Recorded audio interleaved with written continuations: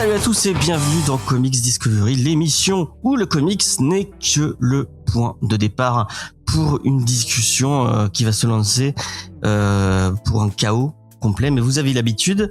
Cette semaine est un épisode un peu particulier puisque nous avons un invité, c'est Martin Robic, qui est l'auteur d'une Fête sans fin, qui est une BD qui vient de sortir chez le label 119. Salut Martin. Bonjour James, bonjour Faye, bonjour Judas et Cécile, et merci de m'accueillir dans Comics Discovery, l'émission Comics mais pas que. Merci beaucoup. Ouais. Donc, une émission un peu particulière qui normalement sortira un peu en avance puisque vous le savez, si vous écoutez l'émission depuis un moment, ça fait 6 semaines que je n'ai pas sorti d'épisode, puisqu'effectivement, je l'avais dit, on avait l'expo, et moi j'avais mon fanzine, qui était en préparation. Donc je pense que je les sors, on va avoir, on a pas mal de backup. Donc vous allez avoir plusieurs épisodes qui vont sortir, on va pas les sortir tout d'un coup, parce que c'est pas une bonne idée. Mais je pense que celui-là sortira, la semaine prochaine, normalement, si je passe bien. Donc la semaine prochaine, le 2 juin. Et je remercie beaucoup, d'ailleurs je vais en profiter pour l'accueillir, Cécile, puisqu'il a écrit tous les textes des anciennes émissions. Merci beaucoup Cécile, merci à toi et bonjour. Bonjour, tout plaisir pour moi, de rien. Et pour remplir 600 mots de plein de comics. Moi ça me fait un truc en moins à faire sur ma longue liste. Oui, 619 mots. Oui, 619 mots, effectivement, on pourrait. Et avec nous, il y a Judas aussi. Bonjour Judas. Comment ça va Judas? Bonjour, ça va, écrasé sous un dôme de chaleur comme la France entière, mais ça n'empêche pas de profiter d'une bonne lecture. Ouais. Et bonjour à Faye. Je suis pas du tout galant, mais j'ai dit bonjour à Faye en dernier. Bon, tu sais, je vais pas arrêter de parler depuis tout à l'heure, donc c'est pas grave. Ouais. Mais bonjour tout le monde. Je viens d'en parler. Cette semaine, on a eu l'expo des élèves d'Agnieszka, puisque j'en ai parlé 1 milliard de fois. J'ai repris le dessin il y a 2 ans. Enfin, j'ai pris le dessin parce que je n'avais jamais touché un crayon de ma vie avant 38 ans. Et il y a 2 ans, j'ai repris le dessin. Commencé le dessin. Et j'ai pris des cours avec Agnieszka, qui est une prof de talent et une auteure de talent. Allez lire... Putain, mais c'est comment sa BD chez Mireille Édition? Je l'ai même pas lu en plus. Je pourrais pas vous dire. Rebirth, oui. Tu t'es lancé dedans tout seul. Ouais, tout seul. Comme un grand dans la Élise Derive qui va sortir chez Stenskis. Elle est en train de préparer ça très très fort et ça va être génial. Et ça va être et soutenez le Girl Code qui est un collectif d'autrices trop cool. Voilà. Et on a fait une expo avec elle. Et Faye a participé aussi puisque Faye avec moi a rejoint la passion du dessin. Et donc on a fait l'expo, c'était la semaine dernière. C'était trop cool. Et moi, j'ai pu faire ma toute première BD à moi, mon tout premier fanzine de 16 pages à moi. Je l'ai pas là sur moi, je pourrais le montrer, mais non. Et ça fait bizarre d'avoir son tout premier bébé entre les mains et de le vendre et le dédicacer aux gens. C'était cool. J'en parle ici parce que je sais pas encore sur quelle plateforme on le mettra, mais je le mettrai à dispo si vous voulez le lire. Je vous le mettrai à un prix modique, peut-être sur le Tipeee où je me ferai un coffee, je verrai. Et vous pourrez vous le prendre. Ça s'appelle s'il suffisait non. Il suffisait d'une raison? Oui, il suffisait d'une raison. Je sais même plus le titre de ma BD. Et ça parle de mon anxiété sociale et de la peur de sortir et de est-ce qu'on peut trouver une raison pour sortir. Voilà, tout ça.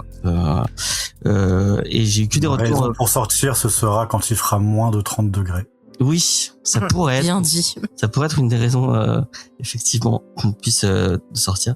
J'ai eu des retours positifs, enfin que des retours positifs pour l'instant, donc je suis content. Donc voilà, n'hésitez pas si ça vous intéresse, à me le dire. Faye, tu vas mettre des trucs pour les auditeurs ou pas du tout? Elle me regarde avec des auteurs. Bah non, t'en as moins, j'ai pris beaucoup. J'en ai moins enfin il m'en reste quelques-uns. Mais non, c'est pas prévu. Bon bah allez la suivre sur les réseaux sociaux si vous voulez découvrir Ce qu'elle fait. Miss Faye Chanel. C'est ça. Est-ce que c'est Marocco? Je réfléchis. T'as chaud, hein. J'ai chaud, je suis désolé. C'est vrai. Je suis chaud.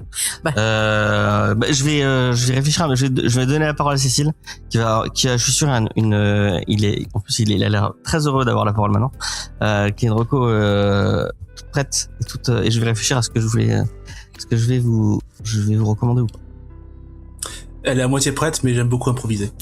Moi, je vais vous parler de musique, avec un album qui date de la fin des années 70. C'est un album d'une chanteuse japonaise qui s'appelle Akiko Yano. Et l'album en question s'appelle Gohan ga Dekitayo.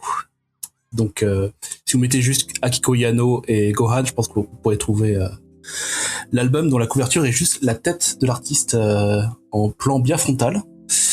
Et donc, Akiko Yano, c'est une chanteuse, autrice-compositrice japonaise qui est plutôt incontournable pour quiconque s'intéresse à la scène musicale japonaise pop des années 70. Elle a commencé très jeune avec un premier album qu'elle a non seulement enregistré à l'âge de 21 ans, mais aussi en alternant entre le Japon et les États-Unis. Et en parallèle de cette carrière solo, elle a été un élément clé du groupe japonais Yellow Magic Orchestra, qui deviendra un groupe incontournable de la technopop au même moment que Kraftwerk en Allemagne. Et donc Akiko deviendra la compagne d'un des membres qui est Ryuichi Sakamoto, et les deux formeront vraiment un duo parfait. Et donc en même temps qu'elle gère sa carrière solo, elle est aussi musicienne sur scène avec le groupe. Et si vous voyez les archives de concerts de Yellow Magic Orchestra, vous verrez la différence d'énergie qu'il y a entre donc le trio de base du groupe qui est plutôt stoïque, et Akiko Yano qui est vraiment là, qui est vraiment une pile d'énergie. Et donc l'album dont je parle, Gohan ga Dekitayo, c'est un album c'est même un double album qui est vraiment charnière dans sa carrière, parce que c'est un album où on compte aussi une forte collaboration avec du coup le groupe Yellow Magic Orchestra. Et donc s'il y a des fans de Yellow Magic Orchestra qui nous écoutent et qui voudraient en écouter un peu plus, et ben je vous recommande absolument cet album. C'est ce que je considère comme un album bonus de Yellow Magic Orchestra, parce que Akiko il compose des chansons vraiment magnifiques, et en plus du coup il y a cet arrangement légèrement technopop avec des accents de rock qui sont plus propres du coup à Yellow Magic Orchestra, qui rend cet album plutôt unique. Comme j'ai dit, je suis en pleine improvisation, j'aurais aimé vous parler en détail de certaines chansons. Je crois qu'il y a une chanson qui s'appelle The Colored Water, qui est vraiment magnifique. C'est une ballade très très lente, ça ressemble presque à du prog rock, ce qui est très improbable. Et dans d'autres cas, il y a des chansons, par exemple la chanson d'ouverture qui est vraiment magnifique, qui est une ballade vraiment enjouée, qui peut ensuite prendre des envolées très épiques. Et au moment où cette chanson se termine, on enchaîne sur une chanson qui a le nom très très mignon de Les Petits Bonbons, qui par contre est une power ballade très très vénère. Et pareil, il y a un emploi du synthé que je trouve vraiment magnifique. Et en même temps, Akiko Yano a une voix très aiguë et très distincte que je trouve magnifique. Et en plus de ça, c'est un double album qui est vraiment vraiment solide, ce qui pour moi est un énorme gage de qualité. C'est pour ça aussi que je considère l'album blanc des Beatles comme un album incontournable, parce que c'est un double album bien solide. Et voilà, aussi si je parle de Akiko Yano, c'est parce que elle va sortir un nouvel album, elle continue sa carrière solo. Un nouvel album qui va sortir en fin juillet, et du coup je vais me remettre à réécouter toute sa discographie solo qui compte une trentaine de disques. Voilà. Le film Mariko. Ok, merci beaucoup. Et ben moi je vais enchaîner parce que c'est un peu en lien, et je vais vous parler de deux de mes passions, qui sont les documentaires sur les artistes musicaux et balancer mes amis sous le bus. Alors J'espère que c'est pas moi. Voilà, j'espère que c'est pas moi. Si c'est Non.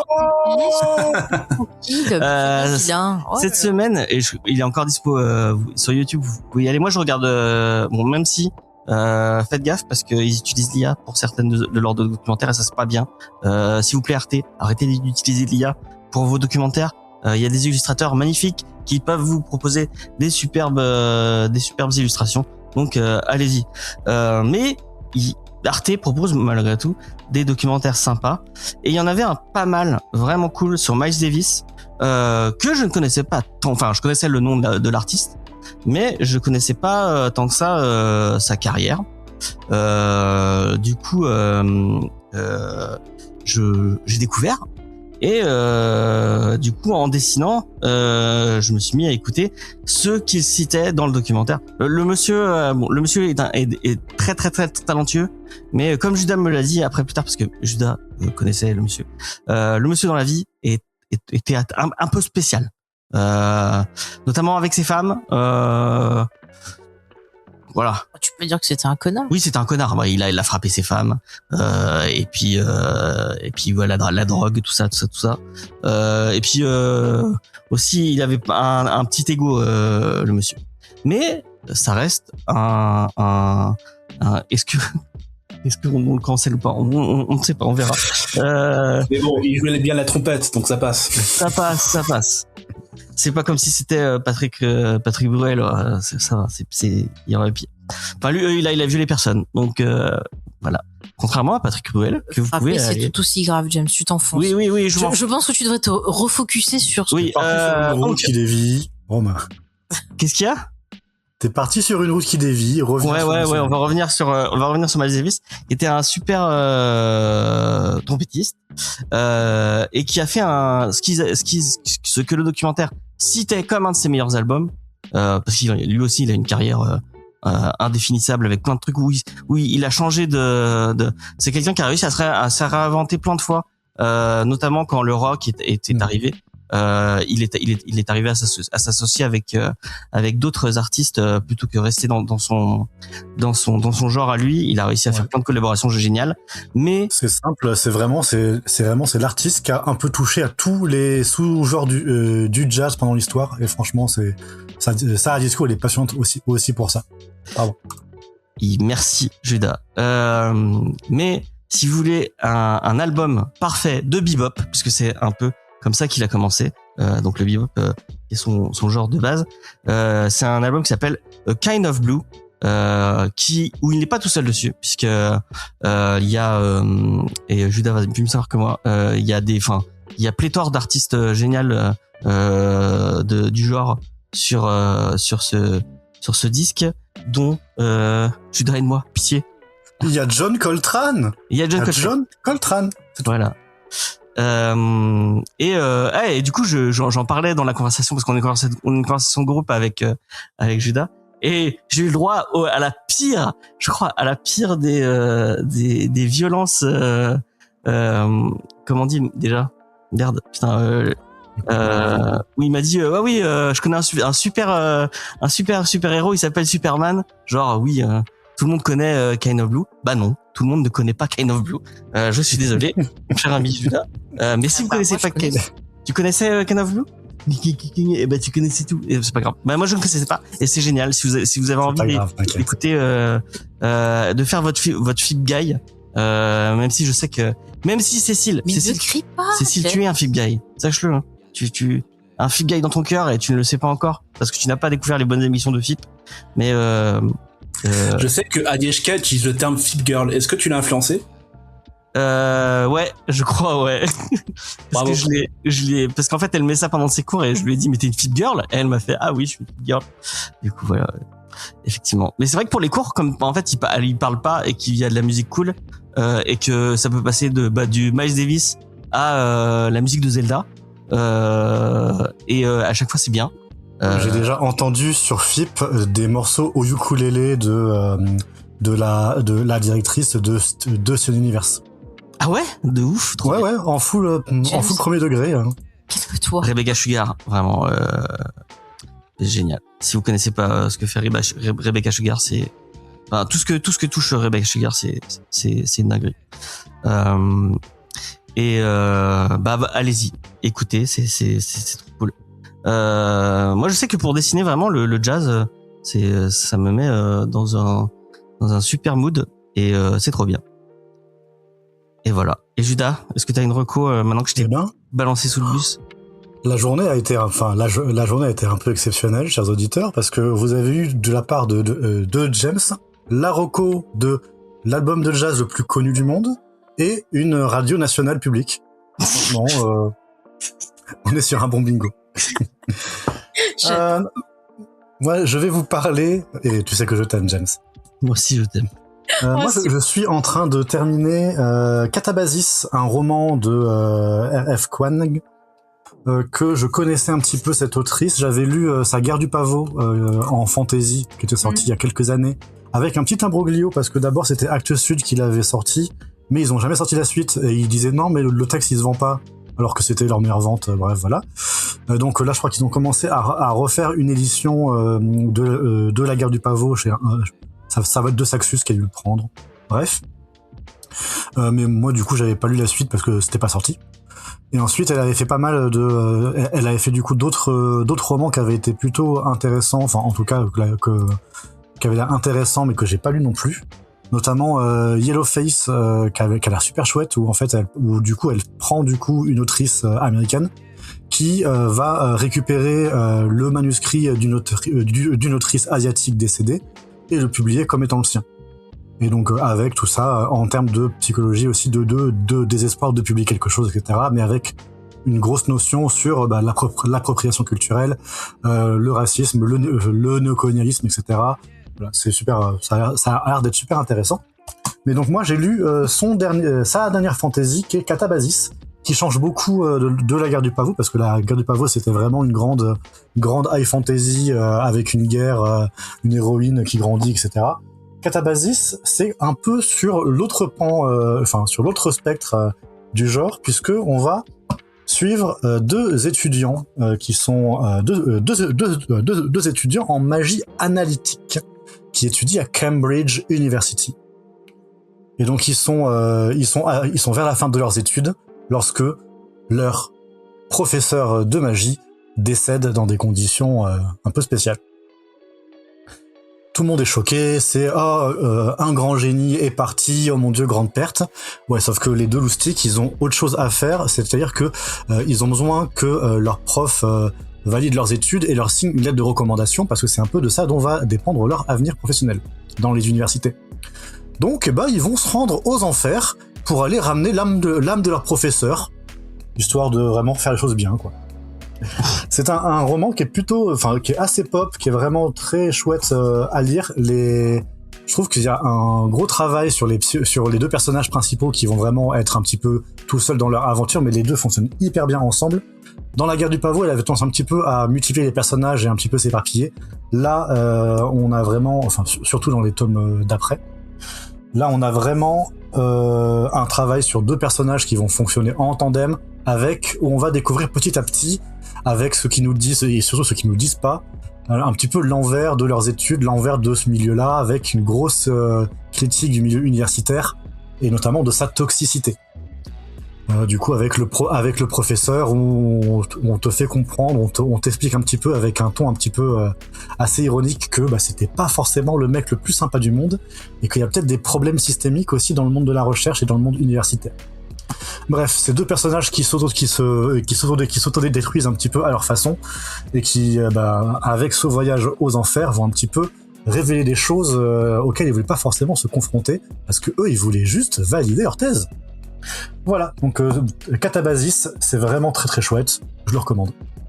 Ok, merci beaucoup pour cette recommandation. D'ailleurs, moi j'ai commencé Red Wing de Pierce Brown et j'en suis qu'au début, mais c'est pas trop mal. Et apparemment c'est une grosse saga, mais super bouquin. Je l'ai commencé en livre audio et le narrateur est plutôt bon. Donc voilà, si vous avez l'occasion. Faye, je crois que tu as aussi une reco littéraire à nous partager. Tout à fait. Si comme moi, vous avez été très déçus par Mandalorian et Grogu, Eh bien moi je vais vous conseiller quelque chose de très bien dans Star Wars qui aurait dû être en film tellement c'était magnifique. J'ai fini ce matin, je l'ai lu d'une traite, le dernier tome de la Haute République qui s'appelle donc Les Épreuves des Jedi, qui est écrit par Charles Soule, que nos auditeurs et auditrices connaissent puisqu'il a écrit aussi des comics, mais je le trouve meilleur quand il écrit des romans. Bref, donc là c'était la conclusion de cette grande aventure de la Haute République qui s'est passée en 3 phases, et vraiment j'ai adoré, le bouquin est excellent. J'ai adoré toute cette partie-là. Donc ça se passe bien avant, bien sûr, la prélogie. Et en gros, on suit donc les Jedi à cette époque-là qui doivent faire face à une force, à un groupe de terroristes, on peut pas le dire autrement, les Nihil, qui sont dirigés par un grand méchant qui s'appelle Marchandro. Et en fait, tout le truc, ça va être de lutter contre eux, et il va se passer à la fois des enjeux politiques et des choses liées à la force. Et en fait, ce que j'ai aimé, c'est vraiment tout le parcours. Les persos sont super intéressants, ils sont tous très très bien écrits. J'ai adoré la façon dont les différents auteurs, parce qu'en fait en gros c'est tous les auteurs des romans en ce moment qu'on a dans le canon Star Wars et les comics qui se sont réunis, qui ont créé toute cette période-là ensemble, et ils se sont entendus pour le faire à la fois en roman et en comics. Ce qui est bien, c'est que vous pouvez lire que les romans ou regarder que les comics, c'est pas grave, ça se comprend quand même, mais c'est vraiment une grande aventure, et j'ai adoré jusqu'au bout. J'ai été émue, j'ai fini le bouquin en pleurant. Je vous dirai pas ce qui se passe, mais c'est beau, c'est un beau voyage. Et je sais que pour avoir en parlé du bouquin sur le Discord justement de Salina, je lui fais coucou d'ailleurs, il y avait voilà une des personnes sur le Discord qui comparait tout ce truc et ce dernier roman à Lost, et j'étais totalement d'accord parce que je trouve qu'il y a une vibe un peu dernière saison de Lost, et ça m'a autant touchée, et j'ai été émerveillée. Je suis passée par tellement d'états en lisant ça, et je me suis dit mais merde, pourquoi on n'a pas ça sur grand écran, pourquoi on n'a pas ça dans les séries, pourquoi vous prenez pas tous ces gens formidables qui ont écrit tous ces romans et tout, vous leur donnez pas des clés pour qu'ils fassent des bons trucs Star Wars plutôt que de rester avec des Filoni, quoi. C'est quand même scandaleux. Donc voilà, c'est à la fois un coup de cœur et un coup de gueule, mais voilà, lisez la Haute République, il n'est pas trop tard, vraiment. C'était génial. Et si vous voulez entendre ce que j'ai pensé de Mandalorian et Grogu, j'en profite parce que les filles de Geek Squadron m'ont invité. C'était quand ? C'était la semaine dernière ? Non, c'était en début de semaine. C'était mardi. Bon, je sais pas quand elle sortira. C'était la semaine dernière quand même. Voilà, c'était la semaine dernière quand même. Donc voilà, elles m'ont invité, on en a parlé. Alors, on en a pas dit du bien, mais on a essayé aussi de parler, de remettre en contexte, de parler de l'économie, de parler de ce qui ne va pas, de ce qui va, de ce qu'on aimerait. On essaie quand même de pas rester juste en disant que le film est mauvais, quoi. Voilà, donc n'hésitez pas à aller voir sur leur chaîne YouTube. Et vous avez quand même dit que le film était mauvais. Ben, il est mauvais, et en plus, on est en 2026, tu as 2 personnages féminins qui ne sont là que genre 4 scènes, tu vois. Ça passe le test de Bechdel ou pas ? Pas du tout. Ils ont Sigourney Weaver, elle est là 4 scènes. Ah bravo. Voilà. Bravo. Ça m'a énervé. Non mais comment gâcher une Sigourney Weaver, quoi, mince. Ah ouais, non mais totalement. Hein, enfin bref, voilà, vas-y James, je te rends le micro. Eh ben merci beaucoup Faye. Pour ma part, je ne l'ai pas vu. Donc Ouais, alors pour le coup, n'allez pas le voir au ciné, ça vaut pas le coup. C'est juste 3 épisodes de Mandalorian qu'ils ont collé, qu'ils ont balancé au ciné. Vraiment, regardez-le en pirate ou sur Disney+ quand ça y sera, mais ça vaut vraiment pas le coup de payer pour aller le voir en IMAX, en 4DX, en prix normal. Est-ce que c'est regardable si t'as pas vu la série ? Alors justement, ils se sont arrangés pour que ça soit regardable si t'as pas vu la série, mais il se passe tellement rien que t'es pas obligé d'avoir la série, quoi. Ah, ça peut être un petit... Bon, pas trop d'entrée. Tu mets ça au fond, en faisant autre chose, ça passe. Okay. Mais c'est pas génial, quoi. C'est un bon dimanche après-midi. Mais lisez la Haute République. D'accord, merci beaucoup. Martin, est-ce que tu as une reco à nous partager, un truc que tu aurais lu, un truc que tu aurais vu, même tout ce que tu veux? J'ai noté 3 recos, mais je vais aller super vite pendant que vous parliez. Alors, ma première reco, j'en ai mangé hier et ce midi. Moi, je suis grand fan des asperges et les asperges vertes notamment. Et je trouve que c'est un aliment qui est vraiment bon. Donc voilà, c'est ma première reco, les asperges, parce que Big up aux on asperges. parle culture, etc. Mais moi, je trouve ça grave bon, les asperges. Ma deuxième reco, du coup, c'est une reco de culture qui s'inscrit peut-être plus dans ce podcast, mais qui est un jeu vidéo qui s'appelle Arctic Egg, qui est un jeu vidéo, en fait, au graphisme un petit peu PS1, où le but, c'est de faire sauter un œuf dans une poêle. Et en fait, ça se passe au sommet de l'Everest. Du coup, c'est très compliqué de faire cuire un œuf au sommet de l'Everest. Et en fait, c'est un jeu qui est assez, qui démarre comme une blague un peu graphique, assez étonnante. Et en fait, qui parle de pas mal de choses. Chaque personnage est assez philosophique. C'est un jeu très court. Il doit durer 2 heures, 3 heures. Et en fait, je me suis rendu compte que j'y pensais souvent. Après avoir joué à ce jeu, il m'était resté en tête. Donc une belle petite expérience qui coûte 5 €, je crois, que je recommanderais, et graphiquement sublime, et avec des très bons petits textes. Il est super, il a vraiment une ambiance folle. Ouais, c'est ça. Ça marche super bien. Dans les personnages. C'est sur quelle ouais. plateforme? J'ai pas entendu. Sur quelle plateforme? Sur PC. Sur PC, Sur d'accord. PC. Je sais pas si j'ai un bon micro, ouais. Et en dernière reco, vu que vous parliez de musique, c'est quelque chose qui est très connu. Mais moi, j'ai beaucoup joué à un jeu qui s'appelle Donkey Kong Country 2 quand j'étais petit, qui est un jeu où on joue des singes qui font des cabrioles. Et je voulais recommander la musique, qui est extraordinaire, quoi. On joue des singes qui attrapent des bananes et qui sautent de tonneau en tonneau, et la musique, elle est planante au possible. Elle est revenue sur YouTube récemment. Et moi, j'ai l'impression que, en fait, j'ai joué beaucoup quand j'étais petit à ce jeu, et je pense que c'est beaucoup sa musique qui me plaisait beaucoup, quoi. Il y a une énorme mélancolie dans les musiques de Donkey Kong Country 2 qui, moi, en tout cas, m'intéresse beaucoup et qui m'a beaucoup accompagné pendant que je travaillais. Donc voilà trois gros coups de cœur récents, les asperges vertes, Arctic Egg et la musique de Donkey Kong Country 2. Voilà. C'est bon.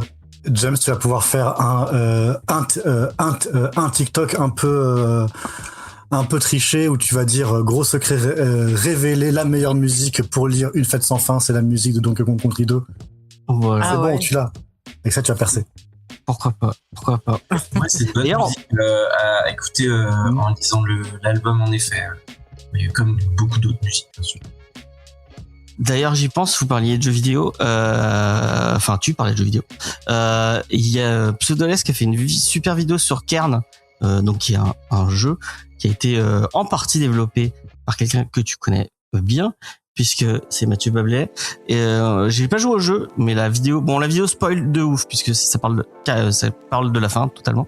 Mais moi de toute façon, je n'ai pas de PS2, donc je ne pourrais pas jouer au jeu. PS2, tu veux dire PS2? PS5. Parce que PS2, on l'a, oui. J'ai fait le début du jeu, il est vraiment très chouette, mais j'ai passé 3 heures sur le tuto. Ah d'accord, c'est dur. Ouais, enfin, ouais, si tu veux y jouer avec la version un peu avec toutes les mécaniques, faut le temps de comprendre et c'est très punitif. D'accord, ok. Bah, il parlait que des fins en fait, il parlait pas trop du gameplay. Mais moi ça m'a trop donné envie. Mais voilà, ça a l'air très bien et très cool et très pas chill, pas trop, mais vraiment voilà. Décidément le 619 et les jeux vidéo, il y a des trucs cool, parce que Citizen Sleeper, non, c'était pas Mathieu Bablet, c'est Saint-Gelin qui a fait c'est Saint-Gelin, oui. Ouais. Dont Citizen Sleeper 2 que j'ai commencé, qui est bref, le scénar, bref, c'est bien. Voilà, bah comme le premier quoi, le Citizen Sleeper, c'est trop bien. Si vous l'avez pas fait, c'est trop cool. Donc voilà, on enchaîne les petites recos. Mais on va passer à la petite interview avec Martin. On va commencer par une question toute simple. C'est quoi tes premiers souvenirs de BD, et qu'est-ce qui t'a donné envie de faire de la BD tout simplement? Moi, j'ai été entouré de bandes dessinées quand j'étais petit, j'avais beaucoup de chance. Et en fait, j'adorais ça, quoi. Donc, je lisais dès que j'en trouvais. J'ai pas mal lu les Tintins, les Astérix, les Gaston. Et même, en fait, dès que j'allais, par exemple, chez mon oncle, je lisais toutes les BD qu'il y avait chez mon oncle. Dès que j'allais chez un copain, je lisais toutes ces BD, etc. Oh purée, un élève du commun que j'ai pas lu, trop bien, j'aimerais caler de ça. Et même, j'avais aucun critère. Enfin, j'étais un enfant de sélection. tant que c'était une bande dessinée miam miam, je vais m'engouffrer ça, et je lisais guide du meilleur beau-père, je lisais n'importe quoi. Donc j'étais très fan du médium, mais à ce moment-là, j'avais pas spécialement envie d'en faire. Après, j'étais petit. Mais par contre, ensuite, au fin de mon primaire et début adolescence, j'ai découvert le manga, et là, ça m'a vraiment choqué, quoi. Donc je connaissais Dragon Ball à la télé, mais je savais pas que c'était adapté de la bande dessinée. Et du coup, j'ai découvert Dragon Ball, j'ai découvert Naruto surtout, qu'on lisait à la récré avec mes copains, et là, je me suis dit, ah mais c'est fort, quoi. J'ai l'impression que je ressentais beaucoup d'émotions en lisant la bande dessinée. Là où un Gaston ou un Astérix pouvait me faire rire et me faire un petit peu voyager, Naruto, il y avait une intensité narrative qui était assez extraordinaire, et puis c'était violent, c'était fort, il y avait des personnages de mon âge, quoi, ultra charismatiques et tout, donc ça m'a bien lancé dedans. Du coup, j'ai commencé à faire de premiers mangas en bonhomme bâton quand j'étais au collège. Et après, je me suis plus lancé dans l'écriture. Donc, j'ai écrit un roman quand j'étais petit. Quand j'étais en 5e, pendant 1 an et demi, j'écrivais mon roman. Tous les jours, j'écrivais genre une page. Et qui s'appelle Les 4 mondes, tome 1. Parce que j'ai beaucoup aimé lire les romans parallèles aux mangas. Et après, je suis passé au blog BD quand j'étais au lycée. Enfin, j'ai aussi fait un petit manga d'humour quand j'étais au collège qui était mais quand même de 100 pages à peu près, qui était un peu débilos. Donc j'avais découvert les mangas d'humour Shin-chan, Bo, et des trucs un peu débiles, et moi ça m'avait bien motivé en fait. Je pense que le dessin du manga d'humour avait quelque chose de plus facile à appréhender pour un enfant. En fait, le dessin d'humour, maintenant aujourd'hui je trouve le dessin de Shin-chan virtuose, mais quand j'étais petit je me disais ok, moi je peux dessiner à peu près comme ça, je vais essayer.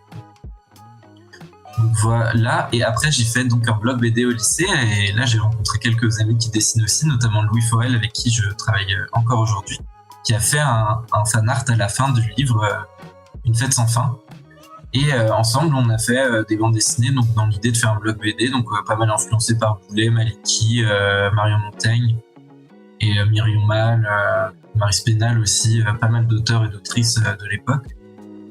Et c'était fun, quoi. C'était un bon moyen de progresser, je pense, et de m'entraîner, puisque je pouvais faire une BD à l'aquarelle, puis une BD en noir et blanc, puis une BD un peu action, puis un gag en 1 page. Donc ça m'a bien plu. Voilà. Est-ce que je continue sur cette vie? Est-ce que tu as des auteurs qui t'ont marqué? C'était ça. J'ai eu, justement, ouais, quand je suis retourné à la bande dessinée au lycée, puisque j'étais très manga, là j'ai eu des petites claques qui m'ont bien motivé à en faire. Donc j'ai eu notamment le label 619 du coup, via Mathieu Bablet, Label Mort, aussi via Florent Maudou avec Freak Squill, et donc les bandes dessinées un peu juste après Mutafukas, quoi. Et je trouvais que déjà elles étaient pas très chères, souvent c'était un one shot ou alors c'était des courtes séries, du coup c'était possible à acheter pour un portefeuille de lycéen. Et il y avait vraiment quelque chose de fort, quoi, une vraie narration, etc., qui me portait bien, qui m'avait bien redonné goût à la bande dessinée. Et mais tout ça c'était quand j'étais enfant, quoi, enfin jusqu'au lycée, disons. Mais ouais, ça c'était un peu ça. Donc Gaston, Naruto, One Piece et le label 619, quoi. Ok. Alors manga c'est le Big Tree, les influences de l'époque. Pardon. En manga, c'est le Big Tree ou t'as des auteurs de manga qui t'ont un peu plus aujourd'hui, je vais vraiment plus dans des choses un peu bizarres, un peu inconnues. Mais ouais. J'étais ado, c'était vraiment plus le Big Tree, les shonen classiques, quoi, que je découvrais à l'époque en fait. Il y avait Bakuman aussi qui est très mal vieilli, mais qui m'avait super motivé, qui est un manga sur le manga. Que j'avais adoré ado. Donc ça, c'est mes influences d'adolescent, mais qui m'ont pas mal porté et qui ont disparu pas mal aujourd'hui, mais qui ont eu comme qualité de me mettre en tout cas dans le dessin et la bande dessinée. Okay. Par contre, James respecte le Big Tree quand même. Notre émission sur Naruto aurait dû t'apprendre la leçon.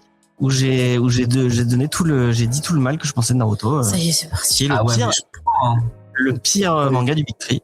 Je tiens à le dire. T'as été vraiment seul sur ta colline. J'ai grandi avec ça, quoi. Moi, j'adore One Piece, mais c'est vrai qu'en fait, Naruto, il y a quand même quelque chose. Là, aujourd'hui, j'y retourne presque. pour le dessin. Il y a quelque chose dans le dessin qui est hyper intéressant dans les tenues des personnages qui sont des idées superbes, quoi, ultra graphiques, une ligne claire assez magnifique et beaucoup de dynamisme. Mais oui, je recommanderais jamais Naruto en enfant, quoi. C'est pas le meilleur manga. Tite Kubo est tellement meilleur pour les fringues que les Kishimoto, mais ce n'est que mon avis. En tout cas, chers auditeurs, si vous voulez faire rager James, allez écouter notre épisode sur Naruto. Et ils sont 4 contre moi. Ils sont 4 contre moi à me défoncer en me disant que j'ai plus que défoncer James, c'était aussi l'occasion d'être vraiment entre fans de Naruto, qu'on a connu ça vraiment quand on était ado, et de dire vraiment tout ce que ça a mobilisé en nous, tout ce que ça a motivé, tout ce que ça a fait en influence, etc. Et aussi partager vraiment tout ce qui est bon souvenir, et puis vraiment les qualités intrinsèques du titre que on trouve encore une fois vraiment dans le paysage où il est sorti. C'était vraiment une bombe Naruto, et franchement ça a bien marqué. Et ça encore aujourd'hui, c'est très chouette. Donc, avec des petites nuances à avoir aujourd'hui, mais voilà. Allez écouter notre épisode. Des grosses nuances. Alors, continue ton interview. Faut aimer les personnages féminins. Enfin, faut pas aimer les personnages féminins, quoi. Faut aimer les persos. Enfin. Non, c'est bon, on n'est pas sur Naruto. Chino. On est sur Naruto. En tout cas, moi, quand j'étais petit, là, les premiers tomes où il se prend des aiguilles dans le cou, il devient un renard. Mais en fait, tu passes de Gaston Lagaffe à ça. Il y a quand même un truc qu'on peut pas lui retirer, quoi. Genre, après, j'adore Gaston, attention, mais plutôt tu passes de Astérix où c'est des vieilles blagues de région.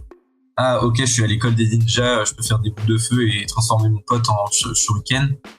Enfin, il y a un monde qui est fou quand t'es enfant, quoi. C'est sûr qu'avant Shippuden, Imagine t'es enfant et tu regardes Ken le survivant. Oui, c'est vrai. Et je suis tout à fait normale. C'est vrai qu'on est un peu plus vieux. Mais moi, je crois que je l'ai redit cette semaine. La première transformation de Goku. De Goku que j'ai vécu en direct à la télé, en direct. J'ai vu en direct à la télé quand ça passait en live 5 minutes. En France. Et moi, c'est un des souvenirs les plus marquants. Je crois, j'ai encore tout. Je peux fermer les yeux et je vois tout mon salon de l'époque, comment c'était, et j'entends ma mère qui me hurle dessus parce que je saute sur le canapé et que c'est pas bien et qu'il faut pas sauter sur le canapé. Mais, voilà, quoi. Bref. Tu as raison, le manga, ça ouvre tout un truc, génial. J'ai vu que après t'as bossé dans l'animation. Enfin, excusez-moi. T'as fait les Gobelins. Du coup, c'était pour te lancer dans l'animation ou tu t'es dit directement je veux faire de la BD et j'ai envie, ou juste le dessin et l'illustration qui me plaisent et... si on reprend la chronologie, là je suis au lycée, j'avais fait une petite bande dessinée pour un concours, le concours d'Angoulême pour enfants. Ouais. Et j'avais gagné le prix humour. Et ça avait pas mal transformé aussi mes suites d'idées en fait. Puisque moi, mon but quand j'étais plus jeune, c'était de devenir ingénieur, d'avoir un métier un petit peu qui me passionne plus ou moins pendant 8 heures. Mais qui me plaisait pas trop, tout comme les cours du lycée me plaisaient pas trop, et le soir dessiner, quoi. Mais le fait de gagner ce prix, je me suis dit, ok, peut-être que je peux essayer des études en art, quelque chose qui m'avait jamais pensé en fait jusqu'à ce que je sois en terminale ou en première, parce que je me disais, mais quelle idée, quoi. Je vais jamais m'en sortir après. Et mes parents, après le prix aussi, ont changé d'idée, ils se sont dit, ok, peut-être je peux essayer. Donc après, j'ai fait un parcours. Donc à l'époque, il y avait quelque chose qui s'appelait la MANA, qui permettait d'avoir un bac à appliquer en 1 an. Donc c'était pas mal pour les parents parce que ça permet en tant qu'enfant de se confronter réellement à ce que c'est la profession artistique et qui est quand même autre chose que de juste dessiner.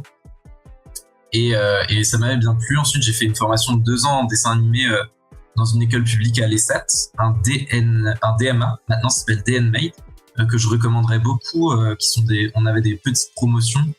Et c'est là où j'ai rencontré du coup mes artistes préférés d'aujourd'hui, qui sont mes amis avec qui je travaille en fait. Donc là, j'ai rencontré par exemple Gaïa ou Zoé, ou Alan, qui sont 3 amis que je vois plus trop maintenant puisqu'ils habitent dans le nord de la France. Mais là, il y avait vraiment des confrontations d'idées. En fait, c'est la première fois que je rencontrais des gens qui étaient fans de dessin, de narration par l'image. Et du coup, ensemble, on se posait beaucoup la question de pourquoi créer, pourquoi faire du court-métrage, etc. Et ensuite, j'ai intégré l'école des Gobelins, qui en tant qu'école, moi je trouve, n'est pas très intéressante, ne vaut plus le coup. Elle est un petit peu chère. Voilà, désolé les Gobelins, c'est beaucoup trop cher. Mais par contre, j'ai eu la chance, là encore, de rencontrer des personnes formidables et des intervenants super. Et là, j'ai rencontré des artistes extraordinaires. Il y en a pas mal qui ont fait des fanarts à la fin de la BD Une fête sans fin, et avec qui j'ai travaillé en équipe, quoi. Ensuite, j'ai travaillé quelques années dans l'animation, sur des gros projets comme Arcane, par exemple, ou Total Spies, où j'ai réalisé un bout de clip pour Coldplay aussi, donc là, c'était assez zinzin. Et en parallèle, ou alors sur des plus petits projets, des documentaires Arte, etc. Donc j'ai essayé de travailler dans plein de studios différents, de me faire un peu la main partout. Et à un moment, je me suis rappelé que je voulais vraiment faire des bandes dessinées et écrire mes histoires. Donc je me suis pris du temps, j'ai fait le dossier d'édition que j'ai envoyé à plein de gens, à plein d'éditeuristes, et y compris au label où j'étais vraiment pas sûr que ça les intéresse. Et ça a tapé dans l'œil de Mathieu, qui a été exigeant sur le dessin et qui m'a demandé de faire un storyboard un peu plus poussé pour voir si j'étais capable d'être à la hauteur de ce que je voulais, puisque dans le dossier, je disais que ça allait être une histoire extraordinaire, qui allait faire rire, pleurer et remplie de mélancolie. Et du coup, il disait, bah vas-y, montre si tu sais y arriver. Et du coup, j'ai dû faire un petit storyboard. Vas-y, fais-moi pleurer. ouais, vas-y, montre. Ah. Mais le storyboard l'a un petit peu convaincu, et du coup, après, j'ai fabriqué cette bande dessinée, quoi. Donc, assez tard, au final, même si j'ai toujours fait de la bande dessinée tout le temps, tout le long de ma vie. Mais j'adore aussi le dessin animé. Je suis très, très, très heureux de travailler dans le dessin animé. J'aime bien réaliser, j'aime bien travailler aussi en tant qu'artisan du dessin animé. Trop cool. Je sais que quand on a discuté avec des auteurs, notamment avec Anis Al-Mouri ou avec Cécile Béard qui est avec nous actuellement, il y en a beaucoup qui sont passés par l'école du fanzina. Est-ce que toi c'est un truc par lequel t'as essayé de faire de la BD ou pas du tout? En fait, il y avait pas mal de petits fanzines qui tournaient autour de moi avec mon ami Louis qui a fait les arts déco aussi. On a voulu en fabriquer plusieurs fois. J'ai participé ici au lycée à un fanzine qui s'appelle Mal aux pieds, qui était un fanzine tenu par des adultes où on était petits auteurs, et j'étais content parce que il y a le travail qui apparaît quelque part, et ça m'a permis de faire plein de festivals de BD. Quand j'étais petit, j'avais 15-16 ans. Mais c'était assez dingue d'aller de festival en festival, de dédicacer son fanzine, etc. Et je pense que c'est un excellent moyen de s'attaquer à la bande dessinée, en fait. En fait, pour moi, les choses qui sont importantes quand on veut créer des histoires, c'est d'essayer de les finir. Enfin, d'apprendre à finir une histoire, quoi. Et du coup, c'est plus les concours, je dirais, de bande dessinée, plus que le fanzina, moi, qui m'ont accompagné au long de ma vie, des petits concours où il fallait faire une planche par-ci par-là, etc. Où du coup il y a une deadline, on est obligé de terminer un objet fini, quoi, qui a un début, un milieu, une fin. Et donc ça, c'est un bon entraînement. Mais le fanzine, là, j'ai participé à un récemment, et j'ai participé à un autre quand j'étais étudiant, mais j'étais plus concentré sur l'animation, l'illustration, plus d'autres choses, mais j'aurais bien aimé en faire plus. Je pense que j'avais pas le courage d'en organiser, et je n'en ai pas eu qui sont tombés autour de moi. Mais je trouve que c'est hyper bien le fanzine. Je suis très fan. On est d'accord avec toi, et on continue, n'est-ce pas Cécile, à mettre en avant le fanzine parce que c'est trop cool. Voilà. Et n'hésitez pas. Et lisez Il brûle. Si vous avez pas lu Il brûle de Anis Al-Mouri. On l'a dit.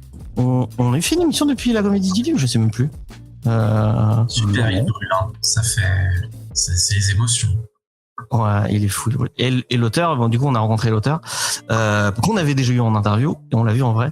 Et c'est un amour. Il est trop gentil. Voilà.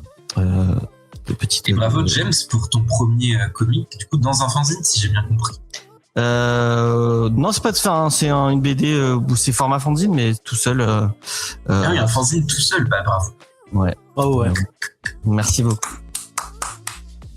Est-ce que je peux dire que je suis un artiste maintenant? Je ne sais pas, mais j'ai.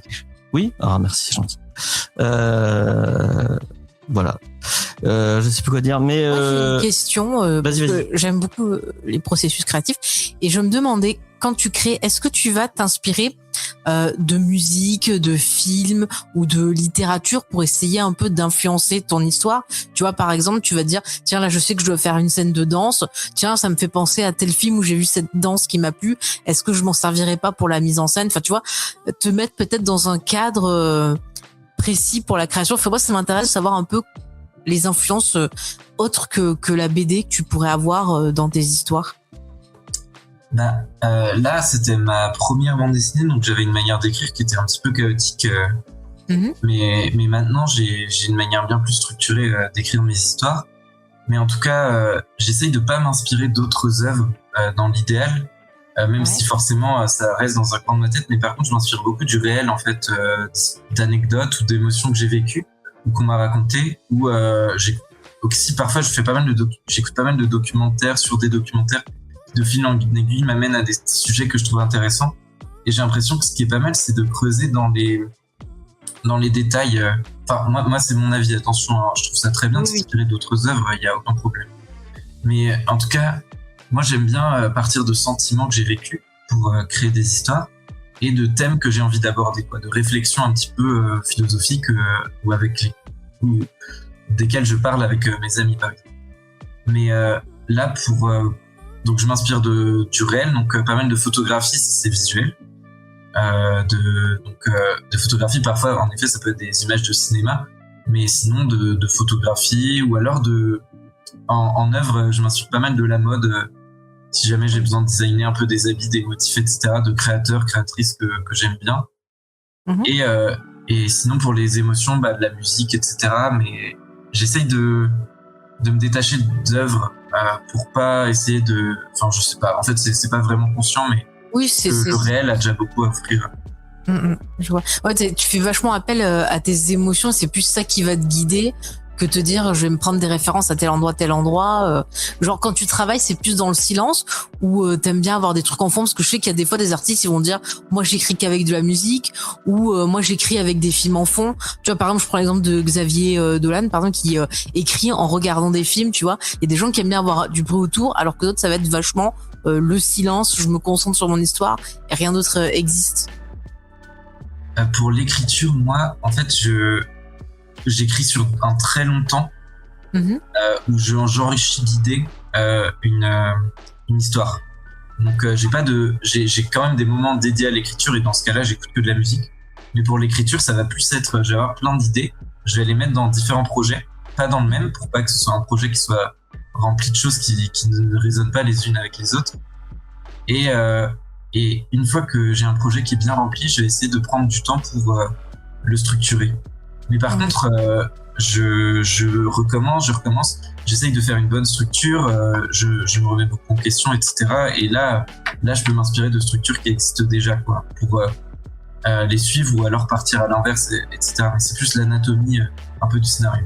Et par contre, quand je dessine, là, ça n'a rien à voir. Quand je fais du dessin, que ce soit en animation ou sur la bande dessinée, là, je peux me mettre des documentaires, pas mal de podcasts. En ce moment, je suis dans un atelier, on discute, on rigole. La musique, ça dépend, justement. Mais je dissocie pas mal le travail de l'écriture et / du storyboard, où là, faut quand même pas mal que je me concentre, avec celui du dessin qui est plus un travail artisanal, où je me concentre pour faire une belle image. Et là, je peux mettre en effet en fond un peu de tout, quoi. Même parfois des séries ou des films dont je fais du dessin animé, du clean. Mais voilà, mais ma méthode elle bouge vachement, puisque là c'est ma première histoire, et pour l'instant ce que j'écrivais c'était parfois juste des gifs, parce qu'en animation faire 15 secondes c'était déjà un mois, donc et là je sens que je commence à roder ma petite méthode. Ah, mais c'est intéressant, c'est bien aussi d'en parler pour nos auditeurs et auditrices. C'est ça, il n'y a pas une méthode de création, chacun doit trouver en fait celle qui lui convient, et c'est toujours passionnant, moi je trouve, d'écouter un peu les artistes parler de la façon dont leur histoire est née, la façon dont ils travaillent. Je trouve ça toujours encourageant. Je sais pas ce que t'en penses, James. Ouais, non, je suis d'accord avec toi. Je vais envie de faire une blague, mais elle va tomber à l'eau. Parce que tout à l'heure, tu parlais de t'inspirer de danse. Et j'avais envie de dire que ma prochaine BD sera inspirée de la danse du père de Laura Palmer pendant l'enterrement. Parce que, voilà. Mais bref. Pour ceux qui ont vu Twin Peaks. Vous comprendrez. Et je vais pas refaire la danse, mais dans ma tête, je le fais. Tu le faites. Et c'est Cécile qui faisait la review. Est-ce que tu veux commencer? Attends, peut-être que... Ah oui, avant que vous ayez... Là, t'as une question? Non, en fait, t'as été parfaitement clair et intéressant. On va parler beaucoup de la BD ensuite. Nous, ça nous fait vraiment plaisir, en tout cas, de te découvrir avec ce projet, et on a hâte de voir aussi ce que tu feras ensuite. Ah ouais, il y avait un truc que j'ai pas mentionné. Oui, je l'ai pas dit. En préface, qui est dit. Peut-être que tu allais le dire dans la review, peut-être si je ne sais pas. Mais dans la préface, c'est et j'ai pas fait mon boulot jusqu'au bout. J'ai lu que le début. Mais et encore une fois, il y a Faye qui vient de m'envoyer des yeux. Arrête de dire ce que je fais hors caméra. Ne t'en fais pas, moi j'ai pas lu la BD. Oui, je plaisante. C'est précisé en préface que c'est Mathieu Bablet et tu l'as dit en plus que c'est lui qui a vu ton dossier d'édition et qui a sélectionné Une fête sans fin. Je trouve ça intéressant parce que quand tu regardes un peu ce que fait le label 619, il y a quand même je veux pas être il y a une patronne quand même dans les choix sélectionnés. On sent un truc qui lui parle avec une espèce de continuité. Et quand on lit La Fête sans fin, je trouve que quand on dit tiens, c'est Mathieu Bablet qui a sélectionné Une Fête sans fin, je trouve ça pas déconnant. Je trouve qu'il y a, et c'est pas une patronne. Non mais concentre-toi, je vois pas où tu vas venir là, James. Non, mais je trouve que c'est intéressant de se dire que je trouve que ça change par rapport au label 619 et je trouve ça agréable de voir un truc qui change un peu attends, je sais pas pourquoi. C'est la faute du chat, je pense. Et voilà.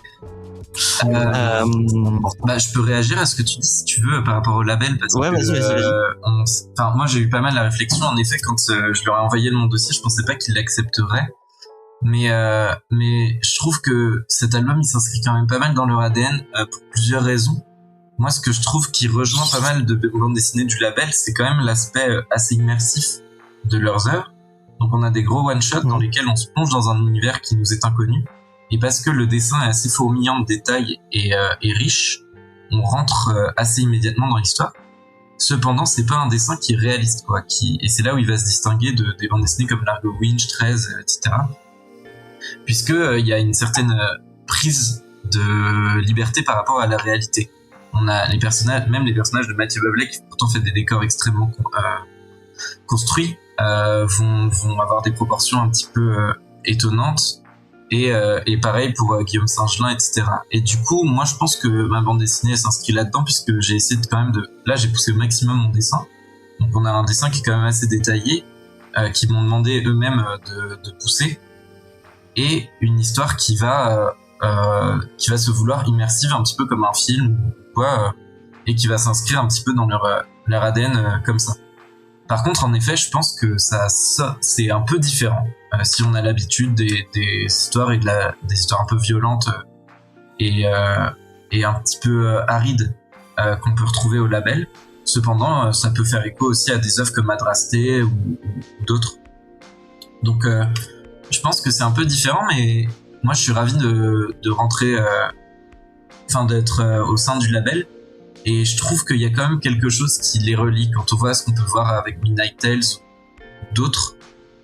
Et qu'il y a quand même une espèce une ADN et qui justement peut-être peut et va évoluer aussi dans différentes directions, quoi.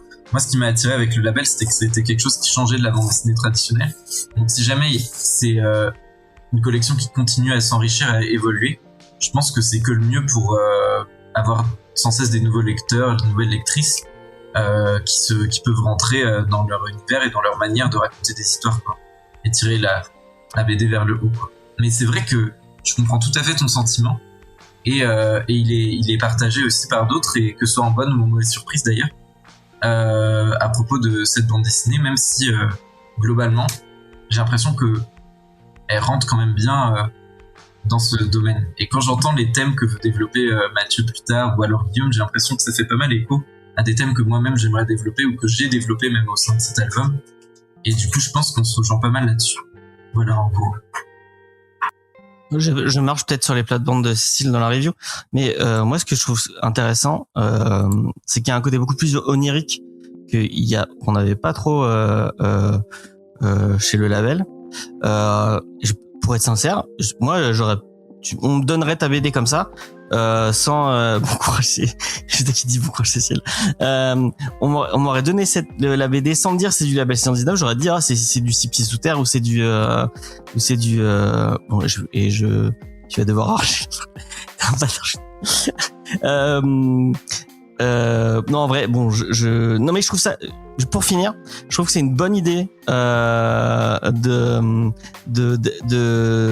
la part de Mathieu Bablet de t'avoir sélectionné et de te mettre en avant, parce que ça va permettre à peut-être à un autre public, parce que le label 619 a quand même un gros public et ça va mettre en avant, un autre style de BD, parce que malgré tout je trouve que c'est un autre style de BD, et ça peut-être que ça il y a tout un public qui va se dire en fait il y a de la BD indé francophone qui pourrait, parce que passer d'une fête sans fin à, bon, je vais encore citer 6 pieds sous terre, mais c'est parce que c'est des gens de Montpellier, donc forcément et que on les connaît bien, mais passer de ça à Il brûle, ou même, enfin, Il brûle a peut-être un peu plus un terreau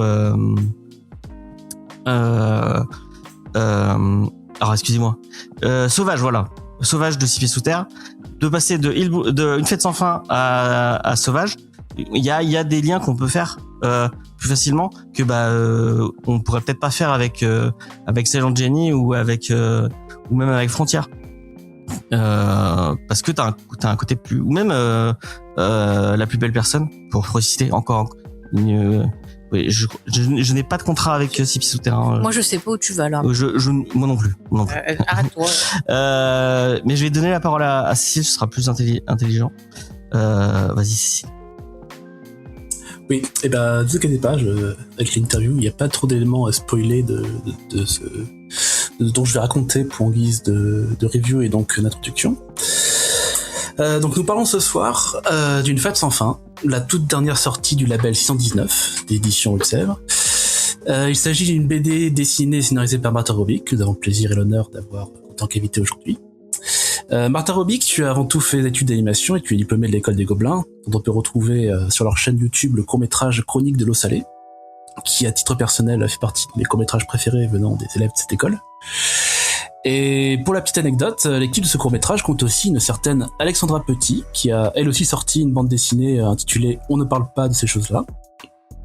Et je parle d'animation pour te présenter, mais si on regarde ton blog, riche en archives, on apprend que tu as gagné le premier prix Jeune Talent du Festival Quai des Bulles en 2011, et que tu as participé en 2014 au concours du Festival de BD d'Angoulême, concours que tu as remporté dans la catégorie Humour. Durant cette période, j'ai même retrouvé une interview où tu souhaitais être édité avant d'avoir 18 ans. Un souhait qui prendra plus de temps que prévu à se réaliser, mais qui prendra réalité avec Une fête sans fin, ta première BD éditée. Voilà, et donc, petit à petit, l'oiseau fait son nid. Et c'est vrai que ça a pris tout à fait plus de temps que prévu. Bien vu, Cécile, bravo. J'ai fait mes devoirs. Donc, Une fête sans fin commence avec Dorothée, une journaliste qui ressort d'un reportage sur les maisons hantées et qui va enchaîner avec l'écriture d'un article sur la nuit sans fin, une fête qui est aussi populaire que mystérieuse. Dorothée emmène donc son amie Violette pour ce reportage qui prend aussi des airs de vacances, une occasion idéale pour Violette qui se remet d'un événement qui la trouble. Ces deux-là vont alors rencontrer les habitués du festival, les artistes qui animent les lieux et tout un écosystème onirique qui habite une belle galerie de personnages en couleurs. De quoi nous faire dire qu'une fête n'en est pas vraiment une sans le peuple qui l'habite. Ça c'est sûr. Donc pour commencer par un avis général avant de passer le bâton pour qu'on discute en détail, pour moi c'est une BD qui contient énormément de détails et différents angles narratifs, c'est tout un voyage où on a envie de se perdre avec ces personnages qui ont une candeur vraiment attachante, et je trouve qu'on y a bien ressenti les différents stades d'une fête. Voilà. Tu veux dire un petit mot, enfin comme t'es un peu notre spécialiste graphique, t'as un petit mot sur l'aspect graphique du titre? Oui bien sûr. Je te prends au dépourvu, mais tu as l'habitude. Non, pas de souci. C'est moi ce que j'ai adoré comme astuce que tu utilises régulièrement dans la BD, c'est de grossir le trait d'un personnage dans un décor où tout est tracé en plus fin. Là je repense précisément, il y a une case où il y a le personnage d'Ulysse qui explique le parc des anecdotes, et on voit le groupe parcourir un petit carré de décor en vue isométrique. C'est vraiment comme regarder un diorama, c'est vraiment somptueux. Et dans un autre registre, très différent, on a les personnages qui racontent leur passé, des moments de conte qui nous amènent à une autre époque, et donc dans un autre style graphique. Et ça m'a vraiment scotché. Ça mêle beaucoup de trames, des couleurs plus saturées, de la texture qui donne l'impression de regarder une image à travers un écran. Ça m'a encore plus épaté à un stade de la BD où je me sentais déjà suffisamment impressionné par ce que j'avais déjà vu avant. Et c'est là que je voudrais faire un commentaire plus personnel, c'est que je cherche à faire éditer ma BD et j'ai jamais battu le stigmate de l'absence de style graphique unique. J'ai toujours eu différents styles parce que j'ai toujours cherché à être touche à tout. Et après avoir lu une récente interview où tu assumes vouloir faire un peu de tout pour ensuite voir ce style fluctuant dans une fête sans fin, ça me motive davantage à assumer mon trait pour mon futur projet de BD. Ça fait trop plaisir. bien. Judas, qu'est-ce que t'as pensé de la BD du coup? Oh, moi j'ai franchement beaucoup apprécié. J'ai été d'abord un peu pris en contre-pied, parce que je m'attendais pas forcément à avoir quelque chose de si, j'allais dire onirique, oui, on y est presque, mais avec vraiment une dimension qui n'est pas hard story driven, quoi, on va dire, quoi. Et qui bon, parce que lecteur de 619 depuis un moment, bien sûr. Moi, je le mettrais plus en fait cette différence à ce niveau-là, plutôt que d'un aspect graphique. Moi, je trouve que tu as tout à fait ta place. En fait, dans ce que tu développes, dans ce que tu crées un petit peu vraiment avec cette patte, et ce que tu communiques en fait par ton dessin, on est complètement sur, je trouve, comme tu le disais, la philosophie de la maison d'édition.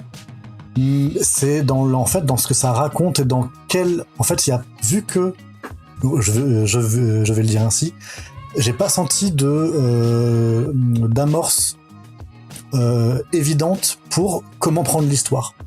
Comment en fait, je vois des choses qui se déroulent, ok, il y a une histoire qui commence à être un peu linéaire, mais en fait dès le début en fait t'as toujours une dimension qui dépasse un petit peu, qui rentre par un autre côté. Et donc c'est quelque chose qui est un peu plus déroutant au début.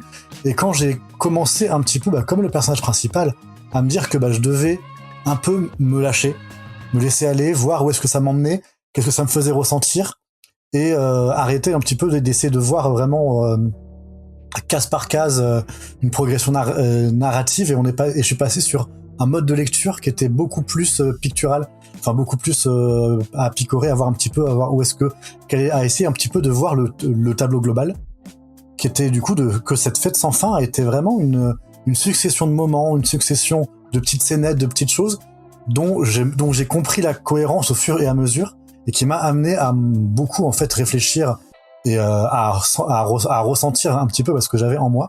Et ça, pour moi, c'est une grosse force qu'il y a dedans, en tout cas. Ça m'a fait voyager aussi avec la BD et pas dans la BD.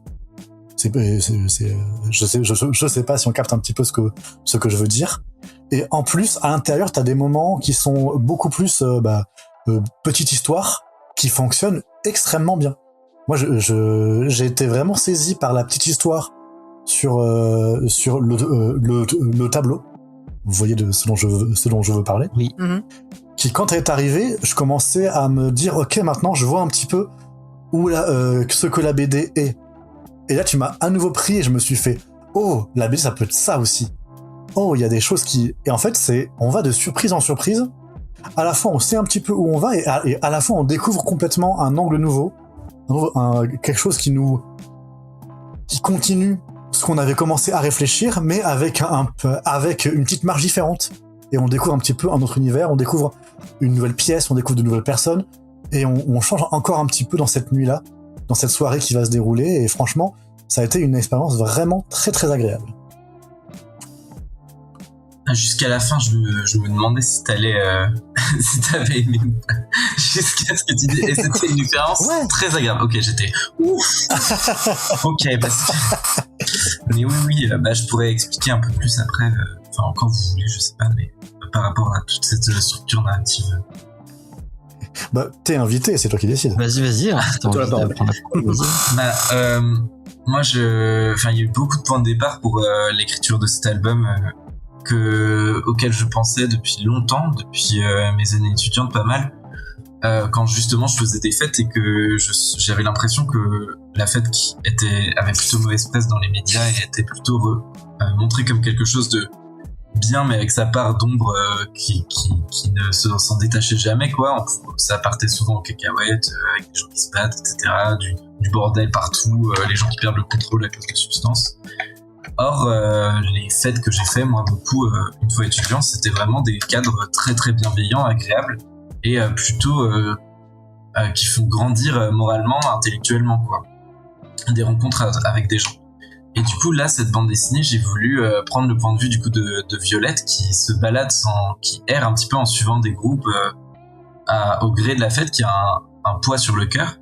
Et du coup, je me disais qu'il y avait un petit peu ça parfois quand on fait la fête dans un grand espace, qu'on rencontre plein de gens, mais qu'après on va à la contre-soirée dans la cuisine, puis qu'ensuite peut-être qu'on va bouger, marcher un peu de nuit, là ça fait du bien, il y a un petit peu le froid, et on va ressortir plus tard, aller dans un parc, retrouver d'autres gens qu'on n'a pas vu depuis longtemps. Donc moi je voulais un peu montrer cette déambulation, un peu cette odyssée qui peut nous arriver pendant la fête. Mais oui, il y a quelque chose qui se passe, je suis content que tu l'aies souligné au moment de la première anecdote, où là j'étais j'ai l'impression que moi-même quand je la relis, une fois qu'on la lit, ça y est, on entre, c'est un peu compliqué enfin, c'est pas très compliqué de rentrer dans la BD parce que voilà, c'est le début de la fête, il y a une enquête, il y a quand même un fil rouge assez, qui est là et que, en tout cas, moi j'ai essayé de construire, je voulais vraiment que ce soit très grand public, quoi, parce que j'aime aussi beaucoup la bande dessinée indépendante et je voulais me détacher de ça, je voulais faire quelque chose qui puisse être accessible à tous et à toutes. Mais du coup, à partir de cette première anecdote, je pense qu'il y a quelque chose qui se passe où on est vraiment plus du point de vue de l'héroïne. On vient nous raconter une histoire, on commence à la digérer, ça nous fait penser à des choses et ça nous fait penser à ce que nous a dit quelqu'un d'autre qu'on a croisé plus tôt. Et c'est là où je trouvais que ça faisait un peu écho avec les fêtes que moi j'avais vécues. Et en fait, c'était cette succession de scènes et d'émotions. Moi, mon but, quand j'ai écrit la bande dessinée, c'était vraiment de refléter un sentiment, quoi, une émotion qui était un peu complexe et profonde. Donc la mélancolie, on pourrait la résumer comme ça. Mais en fait, qui est un petit peu la joie teintée de tristesse, la joie éphémère. Et en fait, j'ai l'impression que ce sentiment, c'est pas quelque chose qui arrive comme ça d'un coup, mais qu'en fait, une accumulation de plusieurs émotions, quoi. Genre, un coup, on est triste, un coup, on est fatigué. Après, oh, waouh, une bonne surprise. Après, oh là là. Et en fait, j'ai l'impression que les sentiments en général, c'est plutôt des accumulations de différentes émotions et qui peuvent parfois être complètement opposées. Moi, par exemple, j'ai déjà dit cet exemple, il faut que je réfléchisse. Enfin bref. Oui, si parfois on va voir un concert de quelqu'un qu'on connaît pas et en fait on n'avait pas envie d'y aller, donc on se force un peu, donc on n'est pas très bien. Et là, on va au concert et en fait c'est génial. Et là, surprise, il y a un ami qu'on n'a pas vu depuis longtemps. Et là, en fait, cette joie, elle est encore plus compensée par le fait qu'on est peut-être dans un mauvais mood de base, par exemple. Et c'est pas une joie simple. Ou alors, bah, moi, il y a pas très longtemps, j'y pense beaucoup parce que ça m'a marqué, mais j'étais à l'enterrement de ma grand-mère. Et c'était vraiment hyper triste, quoi. Ça me serrait la gorge. Et à la fois, c'était un moment où je voyais toute ma famille que j'aime beaucoup et que j'avais pas vu depuis longtemps. Et ça m'a fait un plaisir immense de les revoir, en fait, même dans ce cadre-là. Et cette ambivalence de sentiments, c'était quelque chose qui m'intéressait beaucoup. Et du coup, qui explique un peu cette construction de scénettes pour construire plusieurs émotions qui ensuite peuvent culminer à ces sentiments ambivalents. Et pour qu'on comprenne vraiment bien Violette en tant que lecteur ou lectrice, il fallait qu'on comprenne un peu ce parcours émotionnel qu'elle avait eu pendant la fête. Mais j'ai fait de mon mieux, c'est un peu... Enfin, j'ai essayé de faire comme j'ai pu, quoi. Moi, je suis assez content du résultat, mais j'ai recommencé 3 fois le storyboard. C'était quelque chose qui était pas évident, tout à fait. Et je suis ravi que vous ayez fait l'effort d'entrer dedans et que ça ait réussi à vous emporter. Ça me soulage beaucoup. C'est vrai que j'avais très peur de l'accueil, même si Mathieu et Guillaume avaient vraiment beaucoup aimé la BD, donc ça m'avait pas mal rassuré, et pas mal de mes copains aussi. Mais bon, voilà, c'est toujours un peu difficile de la présenter au monde. C'est assez intime comme récit. Ouais. Je comprends, et en vrai, moi, je rajouterais un petit truc que j'ai beaucoup apprécié aussi, c'est il y a en fait, non, il y a pas mal de choses que tu vas laisser assez subtiles ou que tu vas pas traiter par des paroles ou par une image directe, mais que tu vas laisser en sous-texte ou que tu vas laisser un peu vivre hors case, enfin presque, parce qu'il y a toujours un peu un chasme. Vous voyez ce que je veux dire. Et il y a vraiment en fait ces petits moments là qui récompensent vraiment notre investissement dans la BD. Ben on va la regarder avec notre œil à nous et on va se dire ah mais tiens, là en fait il y a un truc qui n'est pas dit, qui est à peine montré, mais que je trouve très important là tout de suite dans mon émotion. Et ça c'est vraiment quelque chose de super aussi agréable dans la BD. Donc bravo. Ah bah c'est gentil. Et là encore c'était pas instinctif, c'était vraiment quelque chose qui a été réfléchi et que j'ai essayé de construire au maximum. Dans l'idée, c'est justement on se présente jamais par tout ce qu'on a fait dans notre vie, ou on se présente jamais en disant ah bah voilà mon métier, voilà ce que j'aime, mais en réalité en ce moment je suis super triste et d'ailleurs j'ai vomi ce matin et machin. Du coup en fait tout le monde a sa part qui révèle et sa part qui cache, et je me dis que c'était assez intéressant d'essayer d'avoir par contre une histoire principale très très limpide.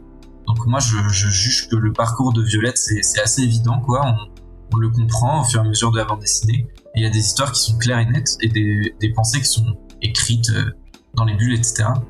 Mais par contre d'avoir tout le tour, ce que pensent les personnages secondaires, les histoires supplémentaires, etc., qui soient un petit peu floues pour que le lecteur ou la lectrice puisse soit amener ses référentiels à elle ou ses émotions, soit dans un petit peu comme tu le dis, pour créer une espèce de, pas de chasse au trésor, mais déceler si vous le voulez, lecteur, lectrice, dans les expressions, dans les regards, dans les petites choses, les petits détails, pour essayer de comprendre un peu la véritable histoire et ce qui se cache derrière les non-dits des personnages.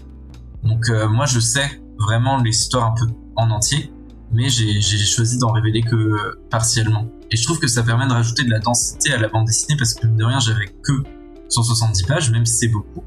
Je voulais parler de plein de choses qui faisaient écho entre elles et qui résonnaient entre elles.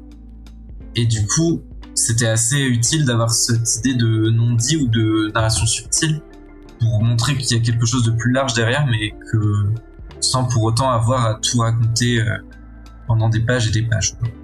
Donc merci de l'avoir remarqué. Donc, voilà, merci à toi de l'avoir écrit. Les secrets de cette petite réflexion. Merci beaucoup. Et tu veux te donner ton avis ? Oui. Bah je sais pas si ça va apporter de l'eau au moulin, mais je vais dire ce que j'en ai ressenti. Ouais, moi c'est une BD qui m'a beaucoup touchée.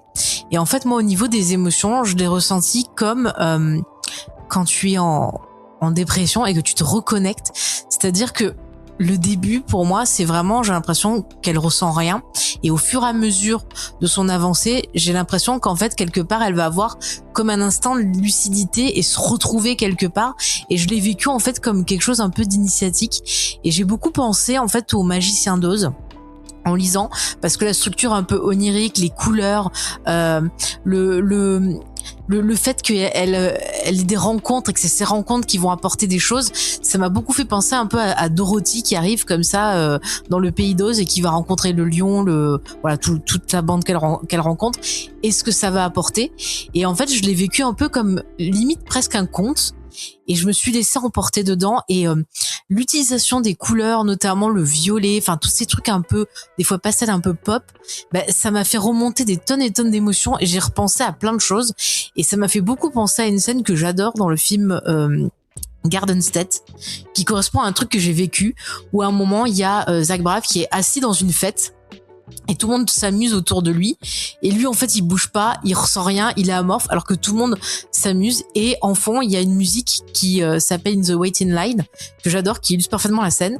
Et quand j'ai commencé à lire au début, je suis repartie dans cette émotion, et à l'époque où j'avais vu le film, j'étais en dépression et ça m'avait énormément touchée, et j'ai repensé en fait à mon propre parcours, à tout ce que j'ai vécu du moment où j'étais complètement déconnectée au moment où je me suis reconnectée à mes émotions. Et en fait, pour moi, le titre de cette BD, ça m'a rappelé ça. ça m'a rappelé cet instant où t'es dans une fête et t'as l'impression que en fait tu devrais pas être là, que t'es pas à ta place. Et puis petit à petit, tu vas faire des rencontres et tu vas te dire ah ben si finalement je me sens bien, je re-entends la musique, je revois les couleurs, je suis bien. Et en fait, ça m'a énormément touchée et j'ai adoré l'héroïne. Je l'ai trouvée, non mais vraiment, je l'ai aimée d'amour. J'étais à fond avec elle jusqu'au bout.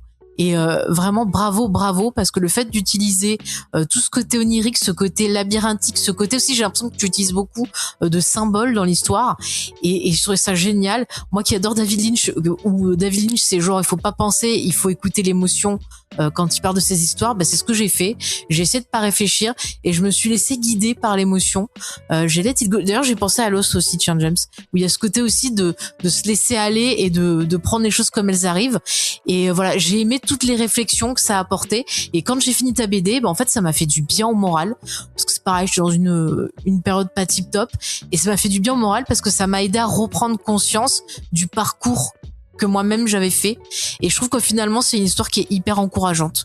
Donc voilà, je sais pas si je l'ai bien compris, mais en tout cas, c'est les émotions que tu m'as fait ressentir. Et vraiment, je te dis un grand merci pour ça parce que ça m'a fait un bien fou. Voilà. Bah merci, c'est très beau comme critique. Merci beaucoup. Ça... Et puis je suis très content que ça ait fait écho comme ça avec ton parcours et les références que tu cites. Je connais pas tout, mais je vois bien ce que tu veux dire par là. Bah c'est vraiment ça. En plus que, enfin, moi c'est vraiment ça que j'ai voulu faire en tout cas. Donc je suis ravi que ça ait pu faire écho comme ça avec ton parcours et ce que toi t'as vécu.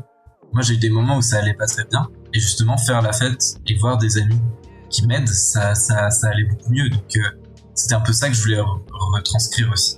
Et pour revenir d'un côté un peu plus coulisses, mais c'est pas pour rien que, dans l'idéal, justement, on lit la BD et ça va un peu mieux. Parce que moi, je l'ai pensé en me disant, ok, normalement, ces situations initiales et tout va bien, élément perturbateur qui casse un petit peu ce moment de suspendu, tout va mal, et après on va au-delà de l'élément perturbateur et des obstacles pour revenir à la situation initiale, souvent avec un petit plus.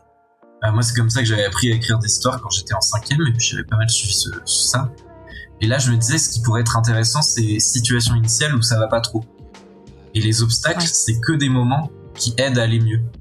Et je me dis que moi, en ce moment, c'est des œuvres que j'aime bien regarder, que j'aime bien lire. C'est des œuvres qui aident à aller mieux. Et j'ai pas envie de voir quelqu'un qui se prend plein d'obstacles. Enfin, bien sûr, j'aime bien aussi. J'aime plein d'œuvres différentes. Mais je trouve que parfois, ça fait du bien d'avoir. C'est pour ça que je l'ai fait en tout cas. Mais surtout, je voulais travailler dessus. Je voulais prendre du plaisir à travailler dessus, mais de faire un récit.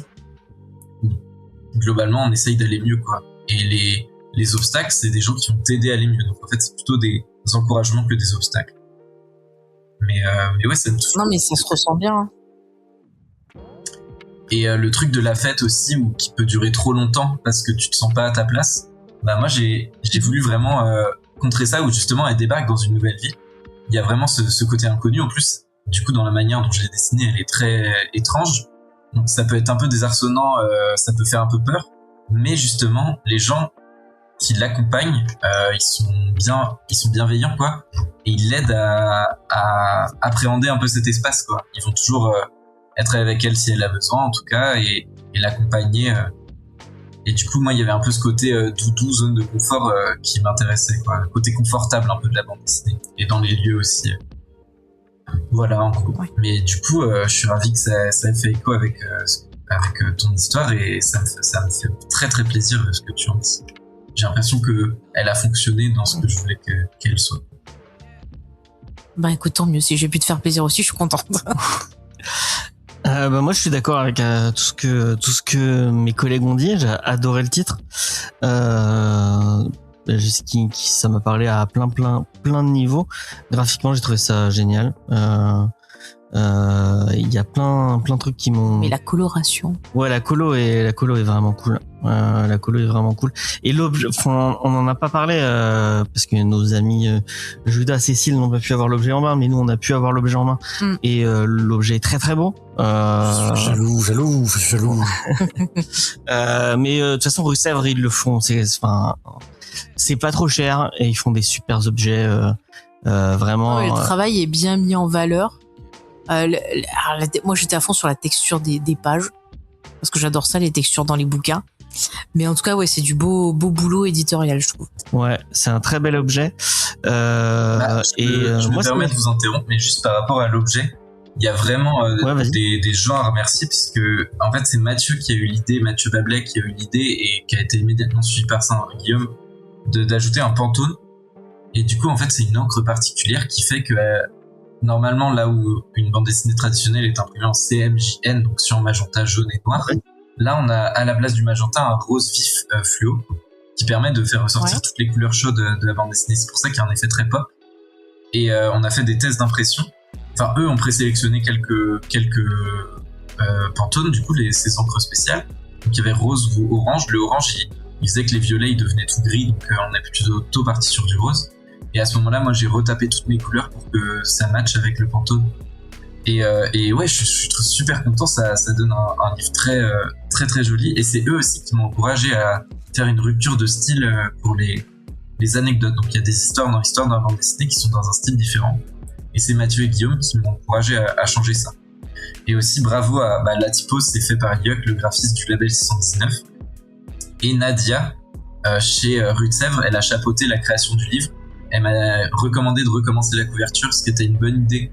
Même si j'adorais ma couverture d'avant, donc c'était compliqué, mais je les ai écoutés puisque depuis le début, ils me donnaient que des bons conseils. Donc je me suis dit, bon, moi je suis pas sûr, mais c'est parti. Et je l'ai refait un peu vite parce qu'il y avait pas trop de temps avant l'impression, c'était compliqué, mais je regrette pas. Je trouve que là, la couverture, elle explose vraiment avec le Pantone, etc. Donc il y a eu vraiment un côté équipe en fait dans la construction de l'objet. On sent que t'as été très accompagné dans l'édition de ta BD, c'est cool. Hein. En fait, c'est ouais, dans l'édition vraiment. En fait, c'est l'accompagnement, c'était j'ai quand même écrit tout seul et tout dessiné, etc. Mais il y a eu des moments clés où on m'a bien guidé, quoi. Que ce soit Mathieu et Guillaume, et ensuite à la fin pour la fabrication de l'ouvrage par Nadia et l'équipe de Rue de Sèvres. Et même encore aujourd'hui, là par exemple, je fais ce podcast grâce à une attachée de presse à Rue de Sèvres, ou alors, il y a vraiment un travail un peu collectif quand même autour de la bande dessinée. Au-delà d'un auteur, une scénariste, un dessinateur, une dessinatrice, il y a quand même aussi tout plein d'équipes qui font que les bandes dessinées qui tirent la BD vers le haut, et y compris vous qui faites des podcasts sur la bande dessinée et le comics, ça fait partie de cet écosystème. Mais voilà, je voulais un peu faire un shout-out à toutes ces personnes-là par rapport au livre, parce que moi aussi, quand je l'ai vu la première fois, j'étais vraiment ravi, quoi. Même si j'avais pas trop de doutes, parce que tous les livres du label, je trouve, sont sublimes. Donc, ouais, ils sont tous beaux. Quand je suis qu'ils allaient m'éviter, je me disais, même si je fais la pire couverture, ils en font quelque chose de joli. Donc, j'étais assez sûr par rapport à tout ça. Et ils font un truc pas cher, magnifique. Donc, et là, c'est vrai qu'il est pas cher et franchement, ça pète. Mais ouais, mais moi, je trouve ça fou, hein, qu'ils arrivent à faire des BD pas si chers que ça, alors que, je veux pas taper sur les autres éditeurs, hein, mais Panini Comics, je pense à toi par exemple. La BD est belle, pas chère, l'histoire est géniale. Moi, ça m'a fait penser à un film qui a un peu accompagné mon adolescence. Bon, c'est peut-être un peu moins positif que La Fête sans fin. Moi, ça m'a fait penser à Human Traffic. De merde, comment il s'appelle, j'ai oublié le nom, je l'avais noté, de Justin Kerrigan, qui est un vieux film qui était pas trop connu, mais moi qui a beaucoup accompagné mon adolescence, notamment sa BO, et je le compare au fait que Human Traffic, c'est un film que vous allez pouvoir picorer, repicorer et revoir, même revoir juste certaines scènes, parce que il y a des scènes qui vous ont marqué. Et moi, j'ai l'impression que Une Fête sans fin, c'est une BD que on va pouvoir qu'il va y avoir beaucoup de. On parle d'un jeu vidéo avec de la rejouabilité. La BD, je suis sûr qu'on va pouvoir la relire. Si on est dans un autre mood, on va la relire et ça va nous toucher d'une façon différente, et on va y découvrir des trucs. C'est un peu comme Watchmen par exemple, où à chaque fois que tu lis Watchmen, tu découvres une nouvelle, un nouveau sens de lecture. Je te compare à Alan Moore, attention. C'est pas... Fais gaffe, il va faire de la magie pour. Ne me fais pas de magie, s'il te plaît. Non, mais moi je suis pas à la hauteur de Alan Moore. Par contre, ça me fait super plaisir que tu dises ça. Là encore, vous tapez juste un sacré équipe, les découvreurs de comics. Mais en vrai, là encore, c'était quelque chose que je voulais, donc ça me fait trop plaisir. Parce que on est dans la France à Macron, elle coûte quand même 22€, même si pour 184 pages avec une couleur formidable, ça va. Mais c'est quand même quelque chose, c'est un objet qui est cher. Du coup, moi, je voulais qu'il soit dense. Donc, cette densité s'exprime par plusieurs aspects. Donc, ce côté où on s'éparpille dans les scènes. Mais aussi, je voulais qu'il y ait de la relecture, en effet. On puisse la relire plusieurs temps plus tard, ou même immédiatement après l'avoir lu, que ce soit pour creuser les personnages, voir les non-dits, voir ce qu'on n'a pas vu. Il y a plein de choses cachées dans la bande dessinée. Il y a des petits détails, des petits symboles à retrouver par-ci par-là. Il y a un langage caché, enfin bref, à vous de voir. Mais en effet, je pense qu'il peut faire... En fait, il peut y avoir un personnage qui va beaucoup résonner avec un lecteur à un moment précis, et qui ensuite, quand il la relit peut-être plus tard, ah bah tiens, en fait, maintenant, je m'identifie plus au parcours de tel autre. Et moi, c'est quelque chose que j'ai dans les bandes dessinées que je chéris, quoi. Là, je pense à Max Winston de Jérémy Moreau, ou alors à d'autres bandes dessinées, mais il y a des BD que j'ai eu très jeune, que j'ai pas très compris, mais que j'avais beaucoup aimé enfant. Et ensuite, je les lis plus tard, et je les aime à nouveau pour d'autres raisons, quoi. Vous qui êtes fan de comics, un auteur américain que j'adore, c'est Bill Watterson, qui a fait Calvin et Hobbes, et qui, je trouve, est hyper impressionnant de ce point de vue-là, quoi. Quand on est enfant, on voit un miroir d'un autre enfant, et quand on est adulte, on en voit quelque chose de philosophique, ou alors une espèce de mélancolie de l'enfance et de ses mondes imaginaires. Enfin, moi, je trouve que c'est assez fascinant. C'est mon but, en tout cas, je sais pas si j'y arrive forcément, mais de faire des œuvres qui puissent avoir plusieurs œuvres en une, quoi, histoire que ça vaille les 22€. Et ben t'as réussi, vraiment. Et moi je comparais à Human Traffic parce que Human Traffic, c'est pour les gens qui n'ont pas vu Human Traffic, un film de 99 qui a peut-être certes un peu mal vieilli et qui parle beaucoup de gens qui prennent de la drogue, mais c'est des c'est des jeunes Gallois qui montrent toutes les étapes d'une fête. Avec la techno galloise de l'époque. Moi je sais que ça m'avait beaucoup marqué, que ça m'avait beaucoup et qu'il y a une BO pleine de drum and bass de l'époque qui est géniale. Je suis sûr que Cécile kifferait. Je sais pas s'il est très techno, mais le film est je te conseille le film, même si c'est très comment dire, j'avais le terme avant, mais je ne l'ai plus. Stoner, voilà, c'est vraiment un film de stoner. Mais moi, ça m'avait marqué. Et Une fête sans fin ne parle pas du tout. Je pense que vous pourrez le faire lire à n'importe qui, contrairement à Human Traffic que vous ne montrerez pas à vous. Moi, je le conseille pas, perso. Tu l'as vu? Ouais. En plus, il y a comment il s'appelle? Il y a le mec qui fait le maître dans Doctor Who. Dans Doctor Who, j'ai oublié son nom. Bref, je crois que c'est le seul qui a. Non, Sims. C'est John Smith. Non. John Smith, ouais, c'est John Smith. Et ça fait vraiment comme ça? Oui, il s'appelle John Smith. Oh, bah d'accord. Ok. Qui est un super acteur, il est génial cet acteur. Et il est dans Life of Mars aussi. Si vous avez pas vu Life of Mars, regardez Life of Mars. Super série. Les séries anglaises, de toute façon, c'est toujours génial. Qu'est-ce que je voulais dire? Ouais, vraiment, moi, je suis certain que tu as réussi le côté pépite dans la pépite dans la pépite dans la pépite, avec ce côté couche sur couche qui marche.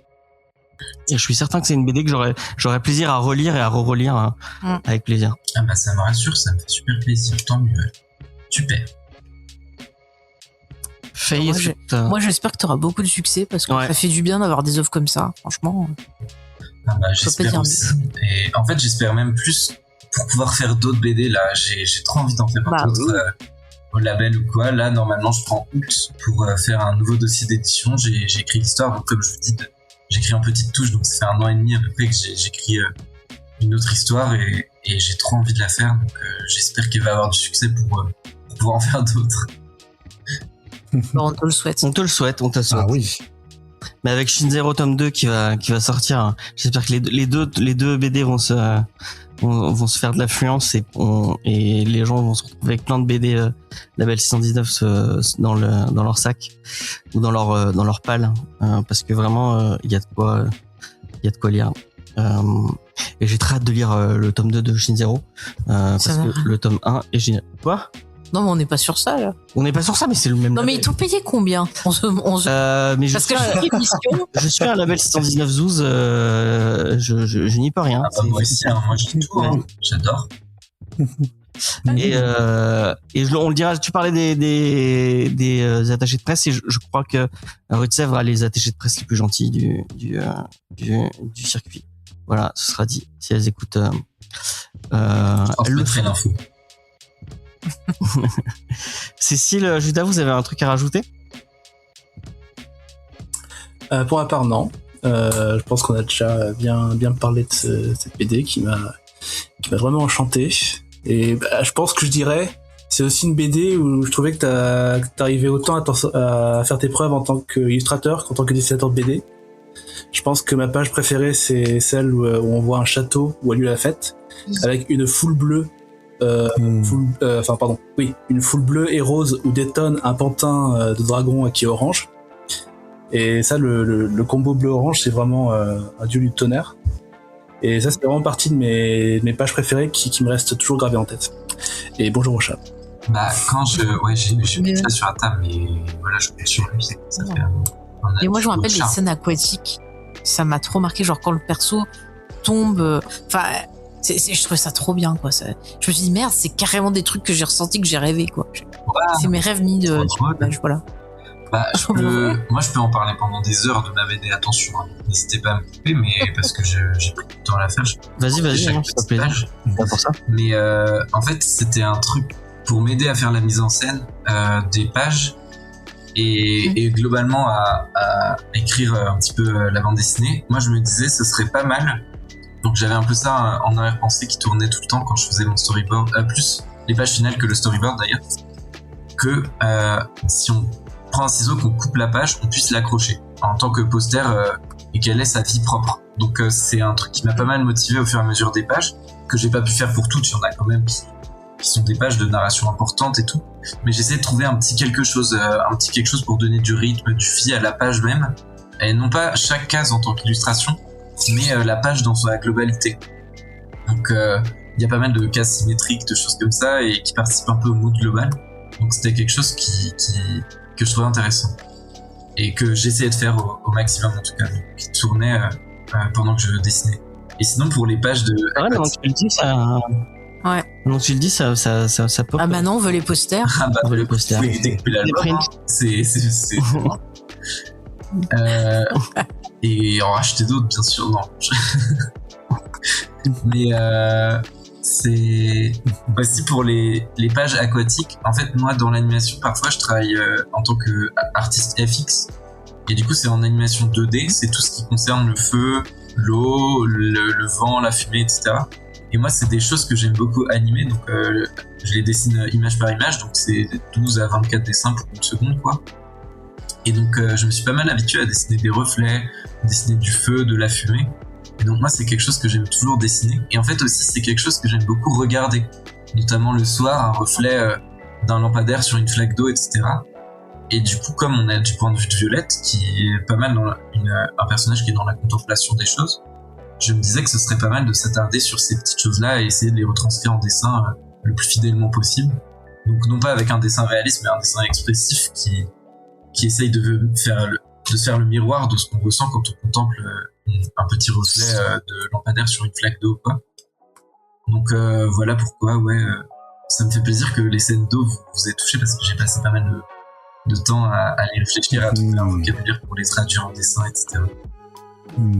Bah, bravo, en tout cas, c'est réussi. Judas, t'avais un autre commentaire Bah, ça déborde, hein, ça déborde. Franchement, en termes d'émotion, en termes de créa, c'est une BD aussi qui donne envie de lire de la BD, qui donne envie de parler de la BD. Et c'est exactement pour ça que c'est toujours aussi agréable de venir dans tes émissions, James. Et qui donne envie de dessiner. Moi, vraiment, ça m'a donné envie de... Pareil. Ah ouais, c'est vrai, ça donne envie de dessiner. Ah, ça c'est bien alors. Ouais. Il y a plein de trucs où je me dis, j'aurais fait ça comme ça, j'aurais fait ça comme ça. Enfin, ça donne envie effectivement, de dessiner. Ouais. Simplement. Et Judas, j'espère que tu arriveras à convaincre la personne qui s'occupe du rayon BD de ta bibliothèque de la mettre en... Je vais essayer. Même s'il a l'air pointu au niveau du... Non, enfin, en termes de, ça peut complètement aller du coup dans nos goûts, hein, enfin dans ce qu'on veut mettre en avant. En plus, c'est vraiment sur un segment qu'on n'a pas forcément trop l'habitude de voir entre guillemets, parce que bon, de la BD 1D, est-ce que de la Belle 119 c'est de la BD 1D? On peut en discuter, mais bon, on va dire que oui. De la BD en tout cas, bon voilà, de la BD pour un public qui aime la BD. Mais avec une dimension très introspective, très onirique comme ça, très douce, j'allais dire douce, pour comparer à de la BD dure. Bon bref, ne m'écoutez pas. Mais dans tous les cas, non, clairement, enfin la BD, elle a sa petite niche et franchement, ce sera une super addition dans toutes les bibliothèques personnelles des gens, et y compris à ma médiathèque. Je vais essayer de la faire rentrer. Ah bah ça me fait plaisir. Et le label, on peut quand même pas dire qu'il soit indépendant parce qu'ils font des ventes énormes, etc. Oui, mais je pense que je vois ce que tu veux dire dans le sens où c'est quelque chose qui sort un petit peu du lot, puisque c'est un peu hors des cases où on a des histoires qui vont être surprenantes, quoi, qui se privent pas de faire des nouveaux gimmicks, de changer un peu les médiums. Dès le début, de toute façon, avec le premier tome de Mutafukaz, Run avait changé de papier, parfois changé de technique. Donc en effet, mais il y a un peu des codes de la bande dessinée indé. Par contre, moi, ma bande dessinée, elle se veut grand public au maximum, et les BD du label en général quand même. Là, et aussi, ils sont pas indépendants, c'est quand même Rue de Sèvres, l'école des loisirs, etc. Ça n'a pas les contraintes d'une petite boîte indépendante, quoi. Mais c'est vrai qu'il y a ce sang du neuf, ce sang un peu de l'auteur, quoi. Où on écoute un peu. Moi, il y a beaucoup de mes idées où je pense que si Mathieu et Guillaume ils avaient dit c'est un peu bizarre, j'aurais enlevé direct. Donc je lui ai dit c'est vrai que c'est un peu bizarre, et du coup ils m'ont quand même bien suivi dans mes délires et tout, sans trop remettre en question, sans trop même poser de questions, là où pour eux ça a fonctionné. Donc ça c'était formidable, et c'est peut-être là où ça se rapproche de l'ADN des œuvres indépendantes, puisqu'il y a un côté sans réelle contrainte de production, quoi. Pour finir, parce qu'on a déjà pas mal parlé, nous on aime bien donner un peu de force aux petites librairies indépendantes, parce que faut toujours donner de la force aux librairies indépendantes, et on pense fort à Easter Egg et à Bunka, rue Boulevard Pasteur, qui va ouvrir le 16 juin, et maintenant elle l'a vraiment annoncé. 18. Le 18. Oui, je dis pourquoi j'ai dit 16. Le 18 juin, suite à son dégât des eaux, donc elle va vraiment rouvrir. Et maintenant, je peux l'annoncer, même si je l'avais déjà annoncé, et que en fait, il fallait pas trop le dire trop fort, mais le 19 juin, vous aurez Tohan, qui est l'auteur de Run to Heaven. Martin, si t'as pas lu Run to Heaven, c'est un manga français qui est génial. Vraiment, c'est une tuerie. Ah oui, je vois, c'est chez Ankama, ça. Ouais, je crois que c'est chez Ankama, ouais, effectivement. Et c'est super beau et c'est super bien. Et on a très hâte de pouvoir discuter avec l'auteur, qui sera en dédicace chez Bunka le 19 juin. Donc ce sera trop cool. Est-ce qu'il y a une petite librairie que tu connais ou que tu fréquentes, à qui tu voudrais envoyer un peu de force autour de chez toi, ou n'importe moi je suis à Paris, où il y en a plein de formidables. On a pas mal de chance là. Je vais pas mal à Tout Livre BD, qui est place Doménil, ou alors à Bénévette Nation, qui est proche de Nation par exemple, ou alors à d'autres, à la librairie Sans Eau aussi, qui sont top. Mais peut-être que je peux faire un petit coucou à la librairie Page 5 de Bru, là où j'ai grandi. Mais bon, je sais pas si ils écoutent ce podcast, mais s'ils écoutent, super, ils avaient toujours les derniers One Piece. Et à la librairie Monfin de Rennes, une librairie formidable de recommandations de bande dessinée.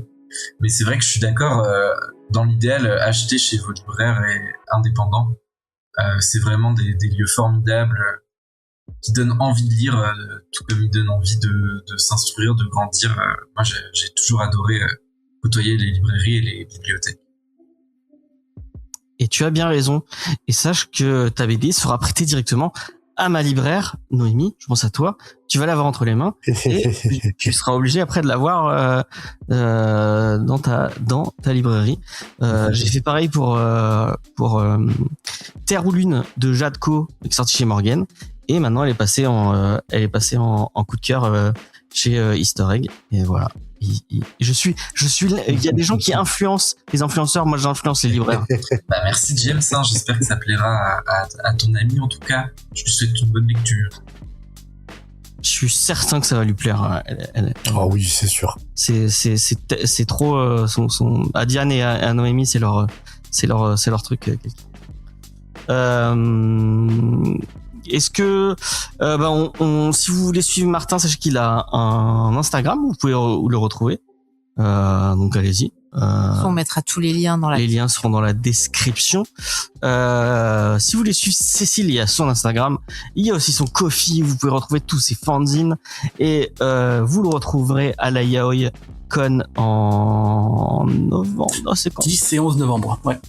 Voilà, en novembre. Pour ce qui est d'après Judas, je crois, la meilleure convention de France. Est-ce que je dis des conneries? En tout cas, c'est ce que dit mon porte-monnaie.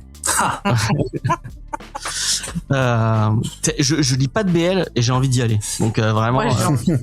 C'est vrai. Bah, en plus, t'as surtout lu de Yuri et là, je vais faire au moins 3 zines Yuri pour cette année.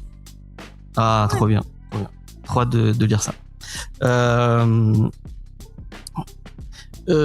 Faye, on te retrouve sur mon Instagram Miss Faye Fanel, sur Froide aussi pour les chroniques, avec Sophie également, voilà, dans The Master of Horror Show qui va bientôt revenir aussi. Il y a un épisode de Geek en série il y a pas longtemps sur les sorcières de Mayfair. Oui, alors je sais que j'ai pas repris, mais vraiment je suis en train, j'essaie toujours de rattraper mon retard.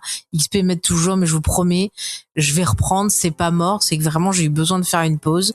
Donc voilà, mais ça va mieux les amis, je reviens, vous inquiétez pas. Et on vous promet les épisodes de Entretien avec un vampire, épisode par épisode sur la nouvelle saison. Alors stop, James. Ça ne fait pas de promesses. Stop, James. Moi je vais pousser pour ça. N'écoutez pas James, d'accord? Oui, on parlera de la saison d'Entretien avec un vampire, mais je ne sais pas quand, je ne sais pas comment, parce que ça dépend comment on a les épisodes et comment on s'organise. Et en plus, il fait chaud. Donc, commence pas, hein. Mais sachez-le. Débranche ton micro, Faye. Débranche ton micro. La meilleure série. Ça y est, il est reparti. L'hiver va sortir sa prochaine saison. Et si vous avez pas vu Entretien avec un vampire. Mais on a compris que tu. Vous avez raté votre vie, tout simplement. Voilà. Oh là là. C'est Entretien avec un vampire. Mais qu'est-ce que j'ai pas fait de lui montrer cette série? Mais c'est pas ma faute, elle est trop bien. J'aurais mieux fait de la garder pour moi. Faut-y faire, Faye. Toutes les filles formidables sont avec un mec qui sont bi pour une seule personne de fiction. Ah oui, non mais je l'ai converti à ça, Stray Kids, à Taylor Swift, je le manipule. Ah mais j'ai pas le même amour pour Stray Kids que j'ai pour les stats. Oui, non mais je vois ça. Mais peut-être, je ne sais pas. Il aime ses amis. Ah, il y a Martin qui il aime Félix. Ah voilà, tu es quelqu'un de bien. Et comme dirait Faye, on commence par Félix et puis après je ne répondrai pas parce que tu m'agaces. on s'agrandit et on apprécie. C'est pas ça que j'avais dit, mais je veux dire. Oui, voilà. Puisque moi j'ai commencé comme toi en aimant Félix et après maintenant je suis le Minsung est dans mon cœur. Jusqu'à Lino et Anne sont les meilleurs membres de Stray Kids, sachez-le. Ouais, non. Voilà. C'est Ben-chan. Mais non, c'est pas Ben-chan. Vous faites bien rire. Non, mais je les aime tous. Ça a été un vrai bonheur de t'avoir avec nous, Martin. Ah bah ouais. Tu reviens quand tu veux parler de BD avec nous. Eh bien, je reviens demain. Sur ce même lien, si vous me proposez de 8 à 18 et tous les jours à partir d'aujourd'hui. Non, un plaisir partagé, c'était top. Merci pour vos retours, ça m'a beaucoup touché. Elle vient de sortir, donc j'ai pas eu tant que ça de retour. Et là, les auditeuristes ne voient pas, mais en plus, vous avez là, il y a la petite image de profil de Judas, c'est un personnage de la BD. Vous avez tous mis des petites refs dans vos pseudos. Moi, ça me fait super plaisir en fait. Merci de l'accueil. C'est top, très gentil. Merci beaucoup. Avec plaisir. Nous sommes d'accord des BD aussi bien. Non mais vraiment merci à toi d'avoir partagé ça avec nous parce que c'était trop bien. Tout plaisir. Je vais pas vous dire ce qu'on fera la semaine prochaine. Non parce que sinon on le fera. Parce que vu qu'on a 7 émissions à sortir, je ne sais pas laquelle on sortira. Mais j'ai du backup. Mais en tout cas sachez que dans les prochaines émissions, il y a des trucs très bien qui vont sortir, notamment des trucs de chez Kinaï. Et vous savez qu'on aime Kinaï.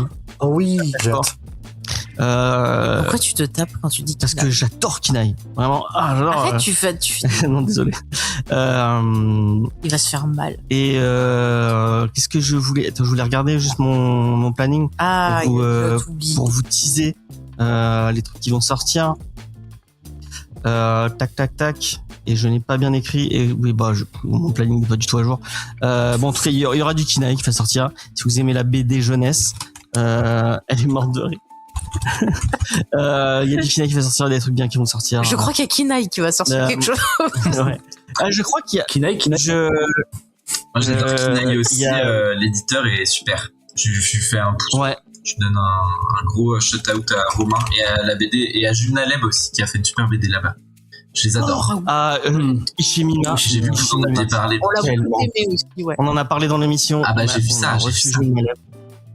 Et c'est. On l'avait rencontré On l'a l'année rencontré l'année dernière, ouais, effectivement. Adorable. Et Ishimima. Enfin, si vous n'avez pas acheté Ishimima, achetez Ishimima. Vraiment, c'est une dinguerie. Comme Discovery, l'émission où vous commencez un podcast et vous finissez avec une liste de courses. Voilà. Exactement. Oui, on a parlé d'asperges en début d'émission. Et oui, prenez des asperges. Et Strange Bedfellow, c'était chez Kinaï ou c'était chez Bliss, je sais plus. Oh, c'était bien. Je crois que c'était Kinaï. C'est une trad, mais.